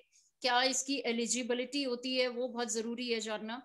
तो मैं आप सभी को बताना चाहूंगी कि यूपीएससी की साइट है, इंटरनेट आप सभी चलाना जानते हैं। यूपीएससी की साइट पे आपको पूरा सिलेबस, पूरा जो एलिजिबिलिटी क्राइटेरिया है, पूरा जो एग्जाम का क्राइटेरिया है वो आप सभी को मिल जाएगा। जैसे इन शॉर्ट मैं एक छोटे से उसमें बता दूं कि इसकी जो मिनिमम एज है वो 21 है। ग्रेजुएशन मिनिमम एलिजिबिलिटी है, कम से कम ग्रेजुएट होना चाहिए। ग्रेजुएट आप किसी भी फील्ड में हो सकते हैं, ग्रेजुएशन के लिए जरूरी नहीं है कि आप साइंस ही पढ़े या कॉमर्स ही पढ़े या ह्यूमैनिटीज ही पढ़े। आपने जो जिस भी फील्ड में ग्रेजुएशन किया है आप उसी से एग्जाम दे सकते हैं। उसके अलावा इसमें मेन 3 फेजेस में एग्जाम्स होते हैं। पहला फेज होता है प्रिलिमिनरी फेज। प्रिलिमिनरी फेज का जो मेन पर्पस होता है वो होता है कि सीरियस कैंडिडेट्स की स्क्रीनिंग करना। जो कैंडिडेट्स सीरियस है वाकई में इस एग्जाम के लिए जिन्होंने अप्लाई किया है वो इसमें पास हो जाते हैं, और जो थोड़ी कम मेहनत करी है या कम मे बी शायद अभी उनकी कैपेसिटी और है तो उनका कहीं ना कहीं वो उसमें रह जाते हैं। तो प्रिलिमिनरी एग्जाम ऑब्जेक्टिव टाइप के पेपर होते हैं। इसमें बेसिकली 2 पेपर होते हैं, एक तो जनरल स्टडीज का होता है। जनरल स्टडीज में आपके लगभग सारे ही जनरल टॉपिक्स कवर होते हैं, चाहे वो करंट अफेयर्स हो, चाहे वो साइंस हो, चाहे वो इकोनॉमिक्स हो, चाहे वो एनवायरनमेंट हो, चाहे वो हिस्ट्री हो। तो वो सिलेबस आप सभी को वेबसाइट पे भी अवेलेबल होगा, वो मिल जाएगा। इसके लिए मैं कहना चाहूंगी कि आप जब भी अपनी शुरुआत करें तो अपनी जितनी भी आपकी एनसीईआरटी की बुक्स हैं 12th तक की, उन सभी को आप पहले स्टार्टिंग से एक बारी पढ़ना स्टार्ट करें। उसमें बहुत जरूरी है, अगर हमारा बेस अच्छा होगा तभी हम आगे की जो एडवांस स्टडी है उसको कर पाएंगे। तो जब भी आप शुरुआत करें, बुक्स तो आपको बहुत सारे कोचिंग इंस्टीट्यूट्स हैं, बहुत सारी एकेडमीज हैं, सब अलग अलग तरीके की पढ़ते हैं, लेकिन मैं स्पेसिफिकली कहना चाहूंगी कि आप केवल जितनी मिनिमम बुक्स एक सब्जेक्ट की रख सकते हैं उतनी रखिए। आप कोशिश कीजिए कि आपका मान लीजिए पॉलिटिकल साइंस है तो पॉलिटिकल साइंस के लिए आपको डीडी बसु भी रेफर करी जाएगी, आपको लक्ष्मीकांत भी बताई जाएगी, आपको और भी एनसीईआरटी की बुक्स भी बताई जाएगी। आप कोशिश कीजिए कि आप एक ही बुक स्पेसिफिकली पढ़े जो इन सभी मेजर चीजों को कवर कर सके। जैसे मैंने पॉलिटिकल साइंस के लिए लक्ष्मीकांत की बुक पढ़ी थी, तो वो काफी वास्ट थी, काफी कॉम्प्रिहेंसिव थी। उसके अलावा जैसे और किसी बुक में या और किसी करंट अफेयर्स में या और किसी क्वेश्चन पेपर में अगर मुझे लगता था कि कोई चीज लक्ष्मीकांत में कवर नहीं हुई है लेकिन वो फिर भी एग्जाम में आई है, तो उसको मैं स्पेसिफिकली लक्ष्मीकांत के पीछे 3-4 पेजेस लगा करके उसमें ऐड ऑन कर देती थी उन नोट्स को, ताकि जब भी मैं पढूं, जब भी मुझे रिवाइज करने की जरूरत हो तो मैं बुक तो यही पढूं। इसमें मेजर 90% चीजें कवर्ड है, लेकिन जो 10% चीजें जो इसमें कवर नहीं हो पाई है या और कहीं एडिशनल दी हुई है तो मैं उसको ही अपने हैंड ऐसे लिख सकूं उसे, तो उससे काफी हेल्प मिलती है जब आप रिवाइज करते हो। एक सिंपल सा फंडा कॉम्पिटिटिव एग्जाम के लिए मैं आप सभी को बताना चाहूंगी कि भले ही आप कम पढ़े जरूरी नहीं कि हम सभी सब्जेक्ट्स में बराबर इक्वालिटी रखते हों। हो सकता है किसी की मैथ स्ट्रांग होगी, हो सकता है किसी की हिस्ट्री स्ट्रांग होगी, हो सकता है किसी की इंग्लिश स्ट्रांग होगी। तो आप अपनी स्ट्रेंथ को पहचानिए। जिसकी इंग्लिश अच्छी है तो आप कोशिश कीजिए कि जो भी इंग्लिश का क्वेश्चन होगा उसमें मुझे 100 लेने की। मैम आग्रह है अनम्यूट कर लें। मैम आग्रह है अनम्यूट कर लें।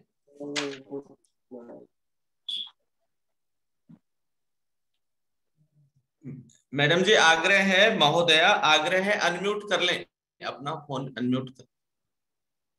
हाँ जी सॉरी, वो बीच में शायद म्यूट हो गया था। तो मैं उसके लिए कहना चाहूंगी कि सबका टैलेंट देखिए अलग अलग होता है। जैसे मैं कॉमर्स में बहुत अच्छी थी, मैंने कॉमर्स बैकग्राउंड से हूँ, तो मेरी इकोनॉमिक्स बहुत अच्छी थी।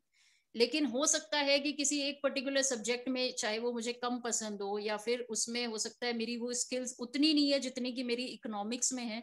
तो कोशिश करनी चाहिए कि जो इकोनॉमिक्स के क्वेश्चंस हैं या जो उस पर्टिकुलर सब्जेक्ट के क्वेश्चंस हैं जिसमें आप बहुत अच्छे हैं, तो उसमें आप 100% आपके आए, ताकि जिस सब्जेक्ट में आप वीक भी, अगर आप उसे नहीं भी कर पाए तो आपका स्ट्रॉन्ग वाला सब्जेक्ट उसको कवर अप कर दे। तो जो आपकी स्ट्रेंथ है उसे हमेशा पहचान करके रखिए। हो सकता है कोई हिस्ट्री में बहुत अच्छा होगा, तो कम से कम आप कोशिश कीजिए कि जो आपका स्ट्रॉन्ग वाला हिस्ट्री है वो आप इतना अच्छे से कर ले उसको कि आपको उसका 1 या 2 क्वेश्चन भी मिस ना करने पड़े, ताकि आप किसी सब्जेक्ट में वीक भी है तो ये उसको कवर कर सके। तो ये बहुत जरूरी है, चाहे वो मेंस की पढ़ाई हो और चाहे वो प्रीलिम्स की पढ़ाई हो। तो इसके अलावा जब मैं यूपीएससी की तैयारी करती थी तो सबसे पहले सिलेबस के बाद मैं कोई चीज अगर देखती थी तो क्वेश्चन पेपर देखती थी। लास्ट ईयर के जो भी क्वेश्चन पेपर्स होते थे पिछले 5-7 सालों के, पिछले 5-7 सालों के क्वेश्चन पेपर से क्या रहता है कि हमें एक आइडिया लग जाता है कि क्वेश्चन किस प्रकार से पूछे जाते हैं। जैसे मान लीजिए हमने वो टॉपिक तो पढ़ा होगा, कॉलेज में पढ़ा होगा, स्कूल में पढ़ा होगा, लेकिन उस पर्टिकुलर टॉपिक को किस तरह से उस कॉम्पिटिटिव एग्जाम में पूछा गया है ये बहुत जरूरी है। हम उस टॉपिक की बहुत सारी 90% चीजें कवर कर सकते हैं, लेकिन जो 10% उस टॉपिक में से हमारा रह गया है, कई बार वही क्वेश्चन में आ जाता है, तो हमें लगता है टॉपिक तो पढ़ा था लेकिन ये पर्टिकुलर चीज नहीं पढ़ी थी। तो वो बहुत जरूरी है कि जब आप क्वेश्चन पेपर देखते हैं तो आपको एक ट्रेंड पता चलता है कि हर साल किस तरह का पेपर आ रहा है, कौन से सब्जेक्ट में से ज्यादा आ रहा है, कौन से सब्जेक्ट में से कम आ रहा है, और जिस सब्जेक्ट में से आ रहा है उसमें से किस तरह के क्वेश्चंस पूछे जा रहे हैं। बहुत टफ वाले क्वेश्चंस पूछे जा रहे हैं कि मीडियम वाले क्वेश्चंस पूछे जा रहे हैं, या इसका बहुत ही डायरेक्ट सा कोई आंसर है। मान लीजिए आपसे पूछा जाए कि महात्मा गांधी जी की जयंती कब आती है, so this is like very easy question. अब महात्मा गांधी जी सबने पढ़े होंगे, लेकिन मान लीजिए वो आपसे ये पूछते हैं कि उन्होंने चंपारण मूवमेंट कब करी थी, तो वो आपको क्वेश्चन पेपर देखकर ही समझ आएगा। तो पहले आप क्वेश्चन पेपर्स को पढ़िए, आपको जितने आते हैं आप 1 to 100 तक सारे जितने जितने आपको इजीली आते हैं उतने उतने आप टिक कर दीजिए। उसके बाद जिनमें आपको 50-50 लगता है उनमें आप कोई स्टार या कोई इस तरह का मार्क उसमें लगा दीजिए, जिससे कि जब आप या जो डाउटफुल आपको लगे उसमें आप दोबारा सोच करके, जब आप का सेकंड राउंड हो उसमें सोच समझ के, अगर आपको पर्टिकुलरली लगता है कि 90% शायद मेरा गेस सही होगा, तब आप उसे करें। और जो आपको नहीं आता, बिल्कुल टॉपिक में नहीं पढ़ा है या बिल्कुल भी याद नहीं है, उस पे आप गलत अटेम्प्ट ना ले, क्योंकि ज्यादातर कॉम्पिटिटिव एग्जाम्स में नेगेटिव मार्किंग होती है। तो ये बहुत जरूरी है ऑब्जेक्टिव टाइप ऑफ पेपर से डील करने के लिए। एक बहुत जरूरी है कि भले ही आप कम पढ़े लेकिन बार बार पढ़े। इस यूपीएससी एग्जाम में बेसिकली जो सिलेबस होता है, यूपीएससी हो या पीसीएस हो या कोई भी कॉम्पिटिटिव एग्जाम हो, वो इतना ज्यादा वास्ट होता है कि हमारे लिए कवर कर पाना बड़ा मुश्किल होता है उसे। चाहे हम डेली 10 आवर्स भी पढ़ रहे हो तो भी बड़ा मुश्किल है कि हम उसको पढ़ भी ले तो रिटेन करना बड़ा मुश्किल हो जाता है। तो हमें उसमें बहुत जरूरी है कि हम जितना पढ़ें उसको रिवाइज बार बार करें, क्योंकि जो हमने पढ़ा है कम से कम हम उससे ना भूलें। अगर पढ़ा है तो अच्छे से पढ़ा है, तो वो बहुत जरूरी है। वरना आप ऊपर ऊपर से अगर एक बार ही पढ़ लेंगे, जब आप क्वेश्चंस देखोगे तो आपको लगेगा कि 50-50 वाली सिचुएशन हो जाएगी, शायद पढ़ा तो था बट अब एग्जैक्टली याद नहीं है क्या है। तो वो होता है रिवीजन की कमी से। और किसी भी कॉम्पिटिटिव एग्जाम में बहुत जरूरी है कि आप बार बार करें उस सब्जेक्ट को। इसके अलावा जैसा कि प्रीलिम के बाद में जैसा है मेंस का एग्जाम, मेंस का जो एग्जाम होता है उसमें आंसर राइटिंग होती है। Answer writing in the sense, मान लीजिए आपको किसी पर्टिकुलर टॉपिक के बारे में पूछा जाए तो उसमें अलग अलग मार्क्स के अलग अलग क्वेश्चंस होते हैं। कोई क्वेश्चन होता है 10 मार्क्स का, कोई क्वेश्चन होता है 2 मार्क्स का। यदि 2 मार्क्स का क्वेश्चन है तो उसकी वर्ड लिमिट भी डिफाइंड होती है, 40 वर्ड में लिखना है। और अगर 10 मार्क्स का क्वेश्चन है तो वो 100 वर्ड्स में लिखना है या 200 वर्ड्स में लिखना है।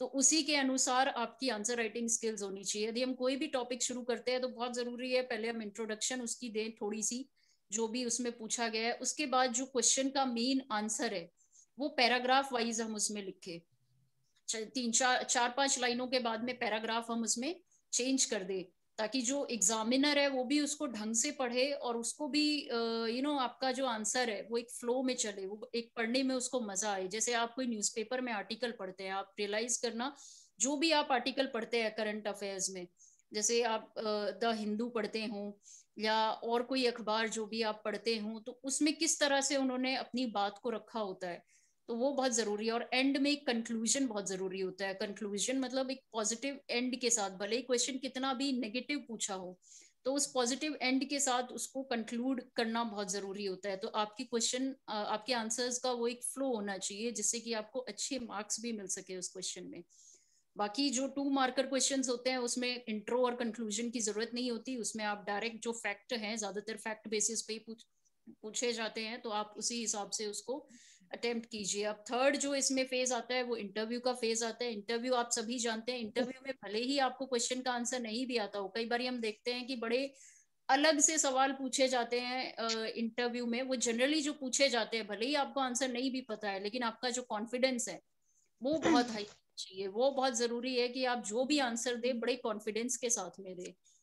तो बेसिकली इंटरव्यू जो टेस्ट होता है वो आपके कॉन्फिडेंस का होता है, वो आपकी नॉलेज का नहीं होता है। अगर आप उसमें कॉन्फिडेंट हैं, ज्यादातर उसमें जो 50% क्वेश्चंस होते हैं वो आपके मेन सब्जेक्ट के बारे में पूछे जाते हैं, आपके हॉबीज के बारे में पूछे जाते हैं, आपकी पर्सनल इंफॉर्मेशन, बायोडाटा जो आप उनको लिख करके देते हैं उसी से पूछे जाते हैं।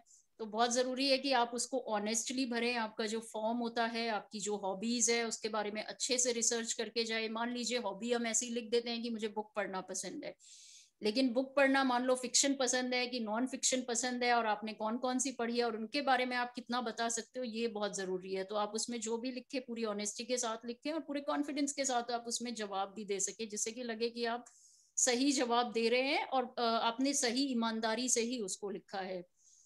एक एग्जाम्स के दौरान जो सबसे बड़ी इशू मुझे लगता है वो होता है स्ट्रेस। हम सभी उसको इतना ज्यादा कई बार बर्डन ले लेते हैं या इतना ज्यादा उसमें खो जाते हैं कि बाकी चीजें हम भूल ही जाते हैं। देखिए अगर डेली लाइफ वही मोनोटोनस हो जाएगी कि वही उठना, वही किताबें पढ़ना, वापस वही सब कुछ करना, तो जाहिर सी बात है कि एक टाइम के बाद, महीने 2 महीने बाद, ह्यूमन नेचर है, हम सभी बोर हो जाएंगे। तो बहुत जरूरी है कि आपकी साथ में कोई और हॉबी हो, कोई और आपकी कोई ऐसी इंटरेस्ट की चीज हो जो करके आपको अच्छा लगे। जब भी आप ब्रेक ले बीच में, मेरा ये मानना है कि 3 घंटे से ज्यादा लगातार पढ़ना ही नहीं चाहिए। आप अपना टाइम ब्रेक करके चलिए। अगर आपको दिन में 8 घंटे पढ़ना है तो मान लीजिए आप जैसे सुबह 9 से 12 का टाइम लिया, उसके बाद 2 से 5 का टाइम लिया, उसके बाद में 7 से 8 का टाइम ले लिया, 7 से 9 का टाइम ले लिया। जैसे मेरी जो हैबिट थी वो ये थी कि रात को नींद कम से कम 8 घंटे की चाहिए, 8 से 10 घंटे, ताकि मेरा ब्रेन भी रिलैक्स कर सके और जो मैंने पढ़ा है मैं उसे रिटेन भी कर सकूं। तो वो भी उतना ही जरूरी है। उसके लिए बहुत जरूरी है कि आप जितना भी टाइम स्पेयर करें वो क्वालिटी टाइम स्पेयर करें। अगर मैंने 9 से 12 पढ़ाई करी है तो वो ऐसी पढ़ाई होनी चाहिए कि मैं उसको रिटेन कर सकूं। मुझे पता है एग्जैक्टली मैंने कितने सब्जेक्ट्स कवर किए, क्या क्या चीजें कवर कर ली, क्या टॉपिक्स कवर कर लिए। और रात का जो समय रहता है उसमें कोशिश कीजिए कि आप उसमें रिवाइज करें, जो भी आपने आज दिन भर में पढ़ा है, जो भी आपने दिन भर में किया है, तो उसके बारे में आप पूरा एक बारी उसको रिवाइज जरूर कर ले, ताकि आपको खुद भी पता चल जाए कि आपकी मेमोरी में कितनी चीजें बैठी है। हो सकता है हमने पढ़ तो 10 टॉपिक लिए हों लेकिन हमें याद केवल 3 या 4 ही हुए हैं।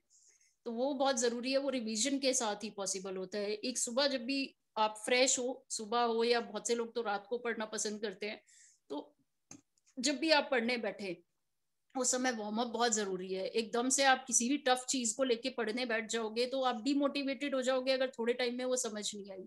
फिर क्या है कि पूरा का पूरा डे ही आपका खराब हो जाएगा। तो जब भी आप पढ़ना स्टार्ट करें वार्म अप के तौर पे, जैसे मैं कभी कभी क्या करती थी कि सुडोकू ले लेती थी अखबार में, जो एक क्विज आती है, मैथमेटिकल क्विज है, सुडोकू कर लिया, या कभी कभी वो स्क्रैम्बल करके एक वो आती थी वर्ड क्विज, कभी वो कर ली। वो हिंदी वाले अखबार में भी आती है, जो मीनिंग रहते हैं वर्ड्स के, उसको वो जंबल को सॉल्व करना, उस पजल को सॉल्व करना। तो उससे क्या है, एक मेंटल एक्सरसाइज हो जाती है, एक फ्रेशनेस हो जाती है। आप केवल उन किताबों के बारे में नहीं सोच रहे होते बल्कि और कुछ कर रहे होते हो, तो थोड़ा सा एक माइंड भी फ्रेश हो जाता है, थोड़ा एक्टिव हो जाता है। तो ये बहुत जरूरी है वार्म अप करना। जैसे एक्सरसाइज से पहले हम वार्म अप करते हैं, वैसे ही आप पढ़ाई से पहले इस तरह का जो भी आपको पसंद हो, कोई क्विज पसंद है, कोई पजल सॉल्व करना पसंद है, या कोई हल्का फुल्का आर्टिकल पढ़ना पसंद है, या कोई कॉमिक्स भी अगर किसी को पसंद हो तो मान लो एक चैप्टर पहले उसका पढ़ लिया, फिर अपना बाकी जो मेन कोर्स है वो पढ़ना स्टार्ट किया। इससे क्या है कि आपकी मेमोरी भी शार्प रहती है और आप वो मोनोटोनस वाली उसमें भी नहीं रहते। एक जैसे हम ब्रेक लेते हैं, तो ब्रेक जब भी लें आप, तो कोशिश करें कि उस ब्रेक को भी हम ढंग से यूटिलाइज करें, उस ब्रेक में भी हम कुछ अच्छा करने की कोशिश करें। जैसे ब्रेक टाइम में मैं कई बार टीवी देखना पसंद करती थी, तो मैं टीवी पे लोकसभा टीवी चला लेती थी।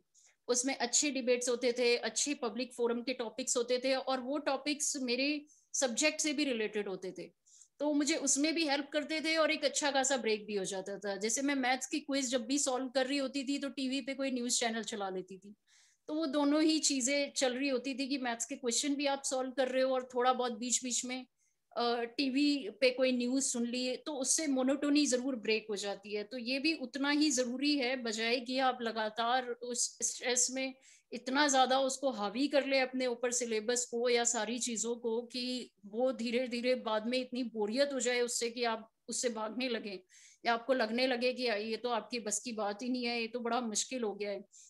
अभी मोटिवेशन के तौर पे जैसे मैं आपको बताना चाहूंगी, अभी रिसेंटली जैसे मुझे हिस्टोरिकल चीजें पढ़ना या देखना बड़ा अच्छा लगता है।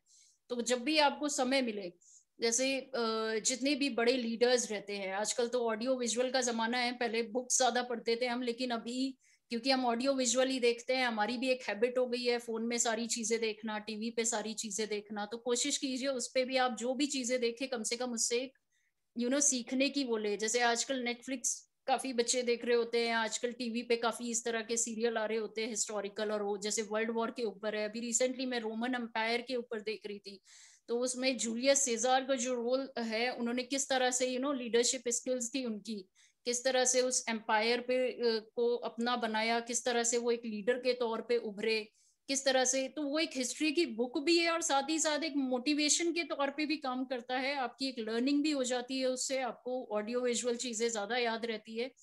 तो वो बहुत जरूरी है कि आप जो टीवी भी देखें या जब आप मोबाइल भी देखें, तो इस तरह की चीजें देखें। जैसे एक वेबसाइट आती है, जैसे मैं इंटरनेट जब भी देखती थी, तो एक विजन IAS करके वेबसाइट होती थी, तो मैं उसे देखा करती थी। उसमें बहुत सारे आंसर राइटिंग वाले सैंपल आंसर्स भी लिखे होते हैं, तो उससे काफी अच्छी लर्निंग हो जाती है।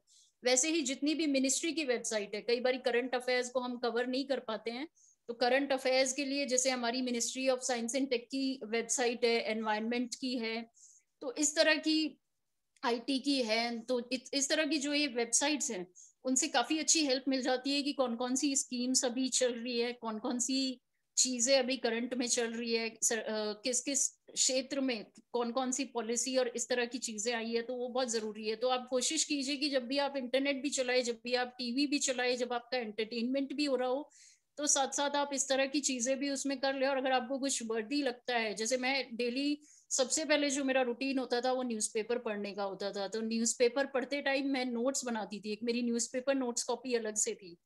तो उसमें मैं जो भी मुझे इंपॉर्टेंट न्यूज लगती थी, क्योंकि मैंने क्वेश्चन पेपर्स पहले से ही पढ़े होते थे, तो मुझे पता था कि करंट अफेयर्स में किस तरह के क्वेश्चंस पूछते हैं।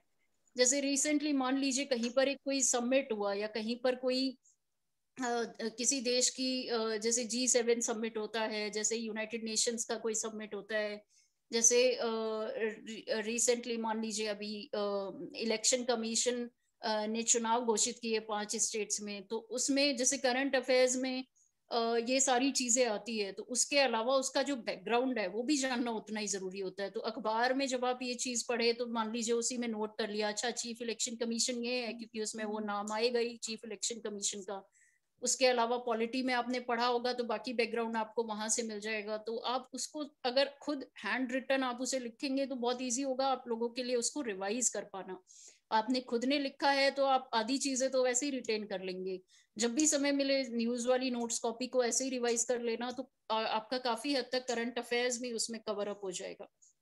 इसके अलावा आई एम श्योर हम सभी ये रियलाइज करेंगे कि हर दिन सेम नहीं होता। किसी दिन हमारा एनर्जी लेवल यहाँ होता है, किसी दिन हमारा एनर्जी लेवल इतना डाउन होता है लगता है यार हो ही नहीं सकता, हमारी तो बस की नहीं है, ये एग्जाम पता नहीं किसके लिए बना है, हम तो नहीं कर पा रहे। और किसी किसी दिन हम इतना हाई होते हैं कॉन्फिडेंस में, एनर्जी में, सारी चीजों में कि लगता है मतलब कुछ भी कर देंगे, चुटकी बजा के हमसे हो जाएगा क्योंकि हमने अच्छे से पढ़ा होता है। तो कोशिश कीजिए जो आपका कॉन्फिडेंस का ग्राफ है वो बहुत ज्यादा हाई और बहुत ज्यादा लो ना हो, एक मीडियम से स्तर पे जहाँ पे आप उसको रख सकते हो। कोशिश कीजिए कि आपका वो हो, कभी इतना लो भी ना हो कि आप स्ट्रेस में आ जाए और कभी इतना हाई भी ना हो कि आप ओवर कॉन्फिडेंट हो जाए। कोशिश कीजिए कि आपका हर दिन एक अच्छे से रूटीन में सेट हो, अच्छे से, जिसमें आपकी नींद भी पूरी हो सके, चाहे वो 8 आवर्स की है, कोई 6 आवर्स सो के फ्रेश फील करता है, कोई 8 आवर्स सो के फ्रेश फील करता है, कोई 10 आवर्स सो के फ्रेश फील करता है। तो उसमें ये झिझकने की जरूरत नहीं है कि मैं कैसे पढ़ूंगा, मैं तो 10 घंटे सोता हूँ या मैं तो 8 घंटे नहीं सोए तो मेरी तो नींद पूरी नहीं हुई तो मैं इतने अच्छे से पढ़ ना पाऊँ। सबकी एफिशिएंसी अलग अलग होती है। कोई पर्सन सेम टॉपिक को 2 घंटे में कर लेता है, कोई पर्सन सेम टॉपिक को 4 घंटे में करता है। बेसिकली ये क्यों होता है, क्योंकि हर पर्सन का एप्टीट्यूड डिफरेंट है। जैसे मान लीजिए मैथ्स है, मैथ्स में हो सकता है मैं एक सवाल को 2 घंटे में करूं, सामने वाला पर्सन 1 घंटे में इतने सवाल कर ले। लेकिन वहीं अगर इंग्लिश की बात आए तो हो सकता है मैं उस पर्सन से उसमें आगे निकल जाऊं, मैं 1 घंटे में उससे ज्यादा क्वेश्चंस कर लूं, वो सामने वाला पर्सन जितने की 2 घंटे में कर पाएगा। तो ये बहुत जरूरी है कि आप अपनी स्ट्रेंथ को समझिए, आप अपने सब्जेक्ट्स चूज करिए बड़े ध्यान से जिसमें आपको इंटरेस्ट हो, जिसमें आपकी कॉन्फिडेंस हाई हो। ऐसा सब्जेक्ट ना चूज करें जिससे कि आप परेशान हो जाएं, जिससे कि आपको लगे कि ये तो समझ भी नहीं आ रहा है और ये हो भी नहीं पाएगा, या ये तो टफ लग रहा है थोड़े टाइम में, या इसका तो सिलेबस मुझसे नहीं हो पाएगा। आप अपने इंटरेस्ट के हिसाब से सब्जेक्ट चूज कीजिए, तो वो बहुत जरूरी है। इसके अलावा यदि और किसी की कोई क्वेरीज है, इसके अलावा जो मैं कहना चाहूंगी कि कंसिस्टेंसी बहुत जरूरी है। कंसिस्टेंसी इन द सेंस कि लगातार मेहनत करना। हम जब शुरुआत करते हैं तब तो बड़ी धमाकेदार शुरुआत करते हैं, तब तो बड़े अच्छे से शुरू कर लेते हैं कि बस कर लेंगे, हो जाएगा। आज मोटिवेशनल स्पीच सुनी है तो कल परसों तो आपका कॉन्फिडेंस एकदम यहाँ होगा।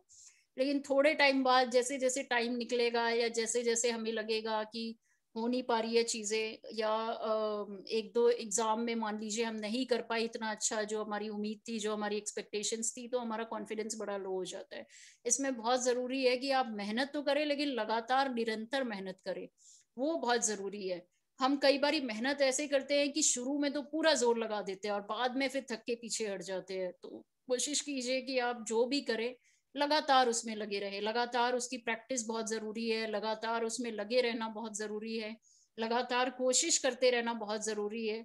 एक अगर कई बार ऐसा होता है, मान लीजिए घर में कोई फंक्शन है या घर में कोई ऐसी चीज है कि आप पढ़ नहीं पाए हो उस दिन, तो कोशिश कीजिए कि आप उससे 1 दिन पहले या उस फंक्शन के 1 दिन बाद जो आपका जो टारगेट था उसको आप पूरा करें।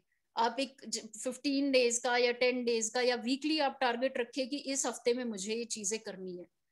आप अगर वो टारगेट लेकर के चलेंगे तो टाइम मैटर नहीं करेगा। टाइम हो सकता है किसी दिन आप 6 घंटे पढ़े और किसी दिन आप 8 घंटे पढ़े या किसी दिन आप 10 घंटे पढ़े, लेकिन बहुत जरूरी है कि उस टारगेट को आपको अचीव करना बहुत जरूरी है जो आपने खुद ने सेट किया है। तो उसके लिए टाइम मैटर नहीं करता है कि आप कितनी देर पढ़े, बल्कि वो मैटर करता है कि आपने कितना उस पर्टिकुलर टाइम में कितना उस पर्टिकुलर पीरियड में आपने कवर कर लिया है। इसके अलावा आप के जो भी क्वेश्चंस हैं वो मैं एक बारी लेना चाहूंगी। एक जो क्वेश्चन है जैसे प्रमोद गुजर जी का है, इसमें वो कह रहे हैं कि उन्होंने 3rd ईयर MBBS में है, जो 2023 में उनकी MBBS कंप्लीट हो जाएगी। तो ये बेसिकली मेडिकल साइंस के स्टूडेंट हैं, ये GS पेपर्स के बारे में जानना चाहते हैं और इस बीच में वो क्या करें, जो अंडर ग्रेजुएट है या जो अभी ग्रेजुएशन कर रहे हैं या जो स्कूल में अभी पढ़ाई कर रहे हैं, उनको मैं बताना चाहूंगी।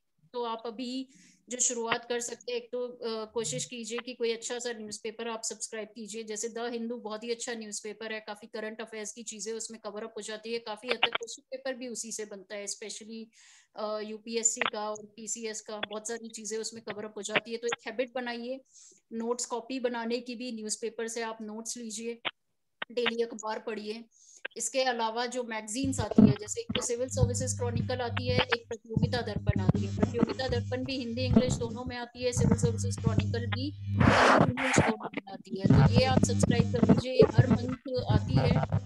हर मंथ आप इन मैगजीन को लीजिए, हर महीने की जो भी आती है, और उसमें आप मार्क करके और अपने नोट्स बनाइए, या उनमें आप रेड पेन से या जैसे भी आप मेमोराइज करते हैं उन मैगजीन्स को जरूर मेमोराइज करें। इसके अलावा जनरल स्टडीज की जो चीजें आप एनसीईआरटी से शुरू कर सकते हैं। जैसे 6th क्लास से आप शुरू कीजिए, हिस्ट्री अगर आपको पढ़नी है तो 6th से शुरू कीजिए, ज्योग्राफी आपको पढ़नी है तो 6th से शुरू कीजिए। वो क्या है कि बड़ी बेसिक सी होगी, आपको इजीली समझ आ जाएगी। धीरे धीरे 6th से आप पढ़ेंगे 12th तक, जब आपकी कवर हो जाएगी, आपके नोट्स बन जाएंगे उसी में, तो आपको काफी हद तक जो बेस है, जो आपका फाउंडेशन है, वो क्लियर हो जाएगा। उसके बाद आप कोई और हायर वाली कोई और बुक पढ़े। तो ये चीजें आप अभी से कर सकते हैं। जैसे वीकेंड में आप टाइम निकालिए, जब भी आपको लगता है फ्री हो, वैसे ही जनरल स्टडीज के कोई क्वेश्चन पेपर्स देख लिए, यूपीएससी की वेबसाइट चेक कर ली, पीसीएस की वेबसाइट चेक कर ली, उसमें क्वेश्चन पेपर्स निकाल के देखे। ऐसे ही बैठे बैठे अटेम्प्ट कीजिए कि आपको कितने क्वेश्चन आते हैं। अगर आप बिना पढ़े पेपर दें तो कितने कर सकते हो, और अगर आप थोड़ा बहुत पढ़ के दें तो आपकी सब्जेक्ट से रिलेटेड कितने ऐसे क्वेश्चंस हैं जो आप कर सकते हो उन्हें। तो उससे एक आइडिया मिलेगा, उससे एक डायरेक्शन मिलेगी कि आपको किस डायरेक्शन में मेहनत करनी है, क्या क्वेश्चन पेपर्स का ट्रेंड रहता है, क्या सिलेबस रहता है। अगर आप डेली अखबार भी पढ़ रहे हो तो क्या चीजें ऐसी है जो उसमें देखने लायक है। जैसे एडिटोरियल पेज बड़ा इंटरेस्टिंग होता है, एडिटोरियल पेज से हमें आंसर राइटिंग स्किल्स भी हमारी इंप्रूव होती है। आप उस ऑथर के, अगर उस एडिटोरियल पेज के लेख को आप पढ़ेंगे तो आपको रियलाइज होगा उसने किस तरह से अपनी बात को रखा है, किस तरह से उस पूरे टॉपिक को रखा है, कैसे उसने शुरुआत करी, इंट्रोडक्शन किया, फिर बीच में क्या उसका कंटेंट रहा, और फिर लास्ट में उसने किस तरह से कंक्लूड किया। उससे आपकी भी जो एसे राइटिंग है, जो आपकी आंसर राइटिंग है, वो काफी हद तक सुधरेगी।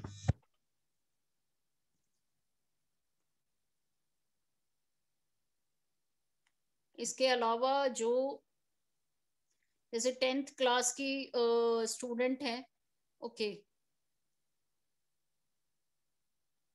टाइम नहीं मिल रहा लेकिन मैं आरएएस की तैयारी करना चाह रहा हूँ, ओके। देखिए टाइम तो जैसे कि मैं बताती हूँ कि टाइम हमें निकालना पड़ता है, भले ही हम किसी भी जॉब में हो। मैं आपको उदाहरण दूंगी कि मेरी फ्रेंड थी, मैंने खुद ने भी जब ये तैयारी करी थी तो मैं साथ साथ एमकॉम की भी मेरी पढ़ाई चल रही थी। तो दोनों ही चीजें, इनफैक्ट जब मेरा प्रिलिमिनरी एग्जाम था उससे जस्ट 2 दिन पहले ही मेरे एमकॉम के एग्जाम्स फिनिश हुए थे। तो उस पूरा 1 महीने में मैं एमकॉम के एग्जाम्स दे रही थी और 2 दिन बाद मेरा प्रिलिमिनरी एग्जाम था।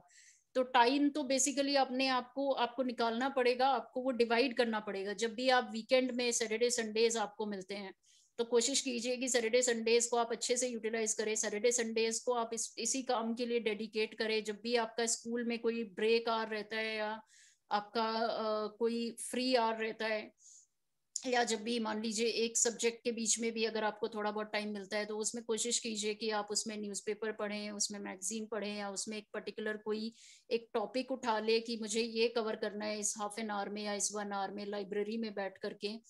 तो वो आपको निकालना पड़ेगा। जैसे रात को आप कोशिश कीजिए कि टाइम निकाले, क्योंकि अगर आप दोनों ही चीजें करना चाहते हैं, और मुझे लगता है दोनों चीजें पॉसिबल भी हैं, तो थोड़ी सी एक्स्ट्रा एफर्ट आपको डालने पड़ेंगे, थोड़ा सा आपको एक्स्ट्रा टाइम निकालना पड़ेगा, चाहे वो कहीं से भी निकालना पड़े। जैसे रात में आप टीचर हैं तो 6 से 9 फ्री होंगे, 6 से 9 आप कोशिश कीजिए कि मुझे पढ़ाई के लिए डिवोट करना है 3 आवर्स तो या 2 आवर्स, और इतना मुझे लगता है सफिशिएंट है। उसके बाद में आप ब्रेक ले सकते हैं। अभी शुरुआत के तौर पे तो वीकेंड और वीकडेज में 3-4 घंटे का शुरुआत में टाइम मुझे लगता है मोर देन सफिशिएंट है। और बार बार आप रिवाइज कीजिए, वो बहुत जरूरी है। आप जो भी सब्जेक्ट पढ़े, भले ही कम पढ़े, लेकिन बार बार जरूर पढ़ें उसे, ताकि आप एग्जाम में सक्सेस पा सके।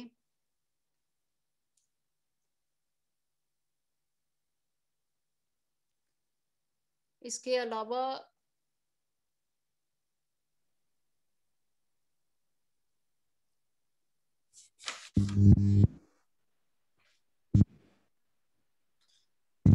और sub inspector Rajasthan police service के बारे में बताइए, आप उसकी तैयारी कर रहे हैं।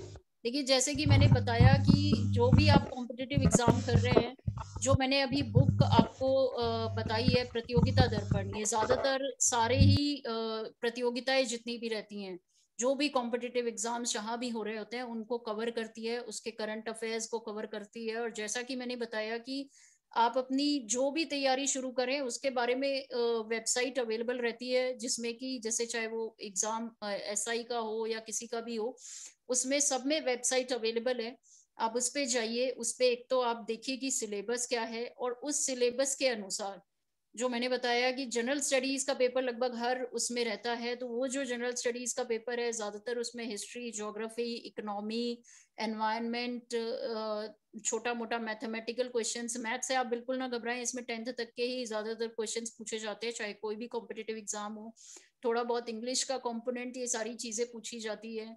तो आप शुरुआत जो करें वो बहुत ही बेसिक शुरुआत करें 6th क्लास से, कोई भी बड़ी एडवांस्ड बुक एकदम से ना उठाएं। उससे क्या होगा कि एक तो आपको समझ कम आएगा, और दूसरा आपको बहुत भारी लगेगा कि इतनी 10-12 बुक्स इतनी मोटी मोटी पढ़नी है। तो बहुत जरूरी है कि आप वहां से शुरुआत करें। जो 6th क्लास की जो बुक होती है उसको आप पढ़ेंगे तो बेसिक आपकी सारी चीजें धीरे धीरे धीरे क्लियर हो जाएंगी, जो भी जनरल स्टडीज की चीजें होती हैं। तो फाउंडेशन क्लियर करना बहुत जरूरी है। जब तक आपका बेस स्ट्रांग नहीं होगा तब तक आप एडवांस में तो कुछ नहीं कर पाएंगे।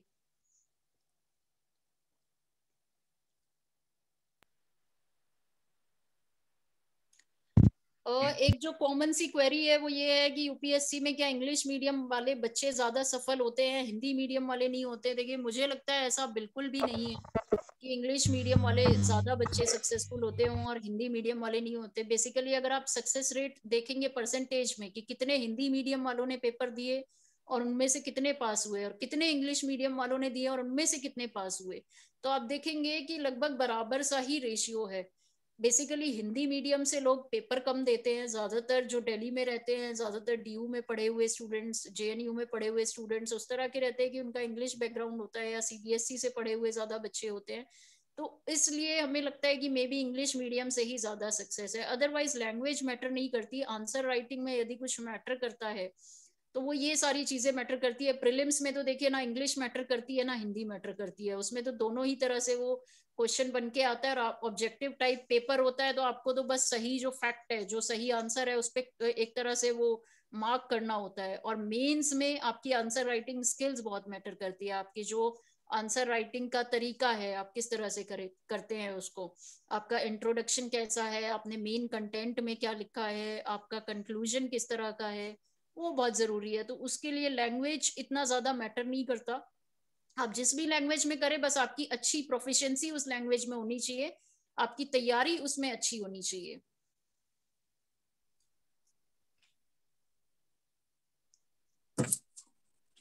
कोई राजस्थान मैं समझता एग्जाम की तैयारी के लिए छुट्टी लेना चाहते हैं तो आई थिंक ये आपके हेड ऑफ द डिपार्टमेंट पे डिपेंड करता है, वो आपको छुट्टी देंगे इसमें, वो उसके बारे में क्वेरी है। बाकी कंपटीशन से रिलेटेड अगर किसी की कोई और क्वेरी है तो वो जरूर मैं ले सकती हूँ, अगर किसी और को कुछ और जानना हो।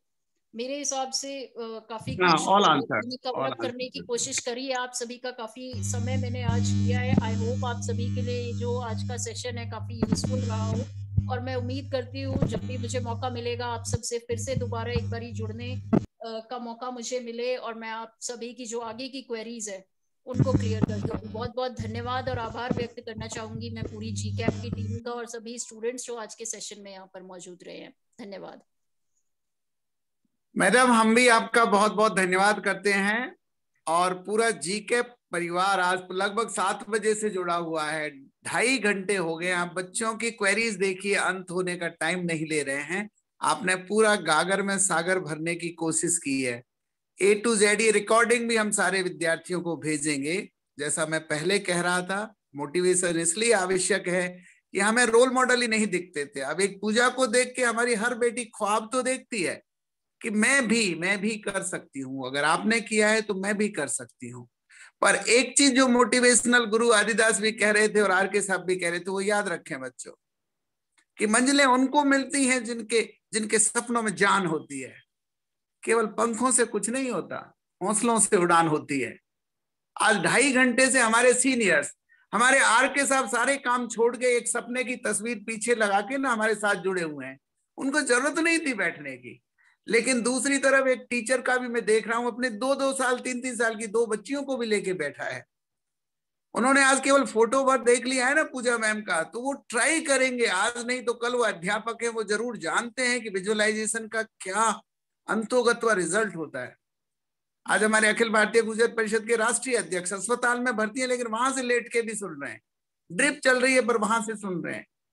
परमाल साहब, आप हमें सुन रहे हैं क्या? आदरणीय एसएसपी भरतपुर परमाल जी ट्रेवल कर रहे थे, मैं और वो दोनों ही धौलपुर में, करौली में और रेवाइंस, जहाँ डकैतों का एरिया बोलते हैं लोग, बदनाम एरिया कहते हैं, लेकिन इतने मेहनती बच्चों से हम मिलके आए हैं। आप लोग तो सब साधन संपन्न दिख रहे हो। तो मैं आईपीएस पूजा मैडम का बहुत बहुत धन्यवाद करता हूँ पूरे जीके परिवार की तरफ से कि आज उन्होंने बहुत कम समय में बहुत बड़ी बड़ी जानकारियां देके हमारे बच्चों को प्रेरित किया है। पहले बात आप कह रहे थे मैं आधा घंटा दे पाऊंगी, पर थैंक यू सो मच कि आपने हमें बहुत बहुत समय दिया। Thank you so much ma'am.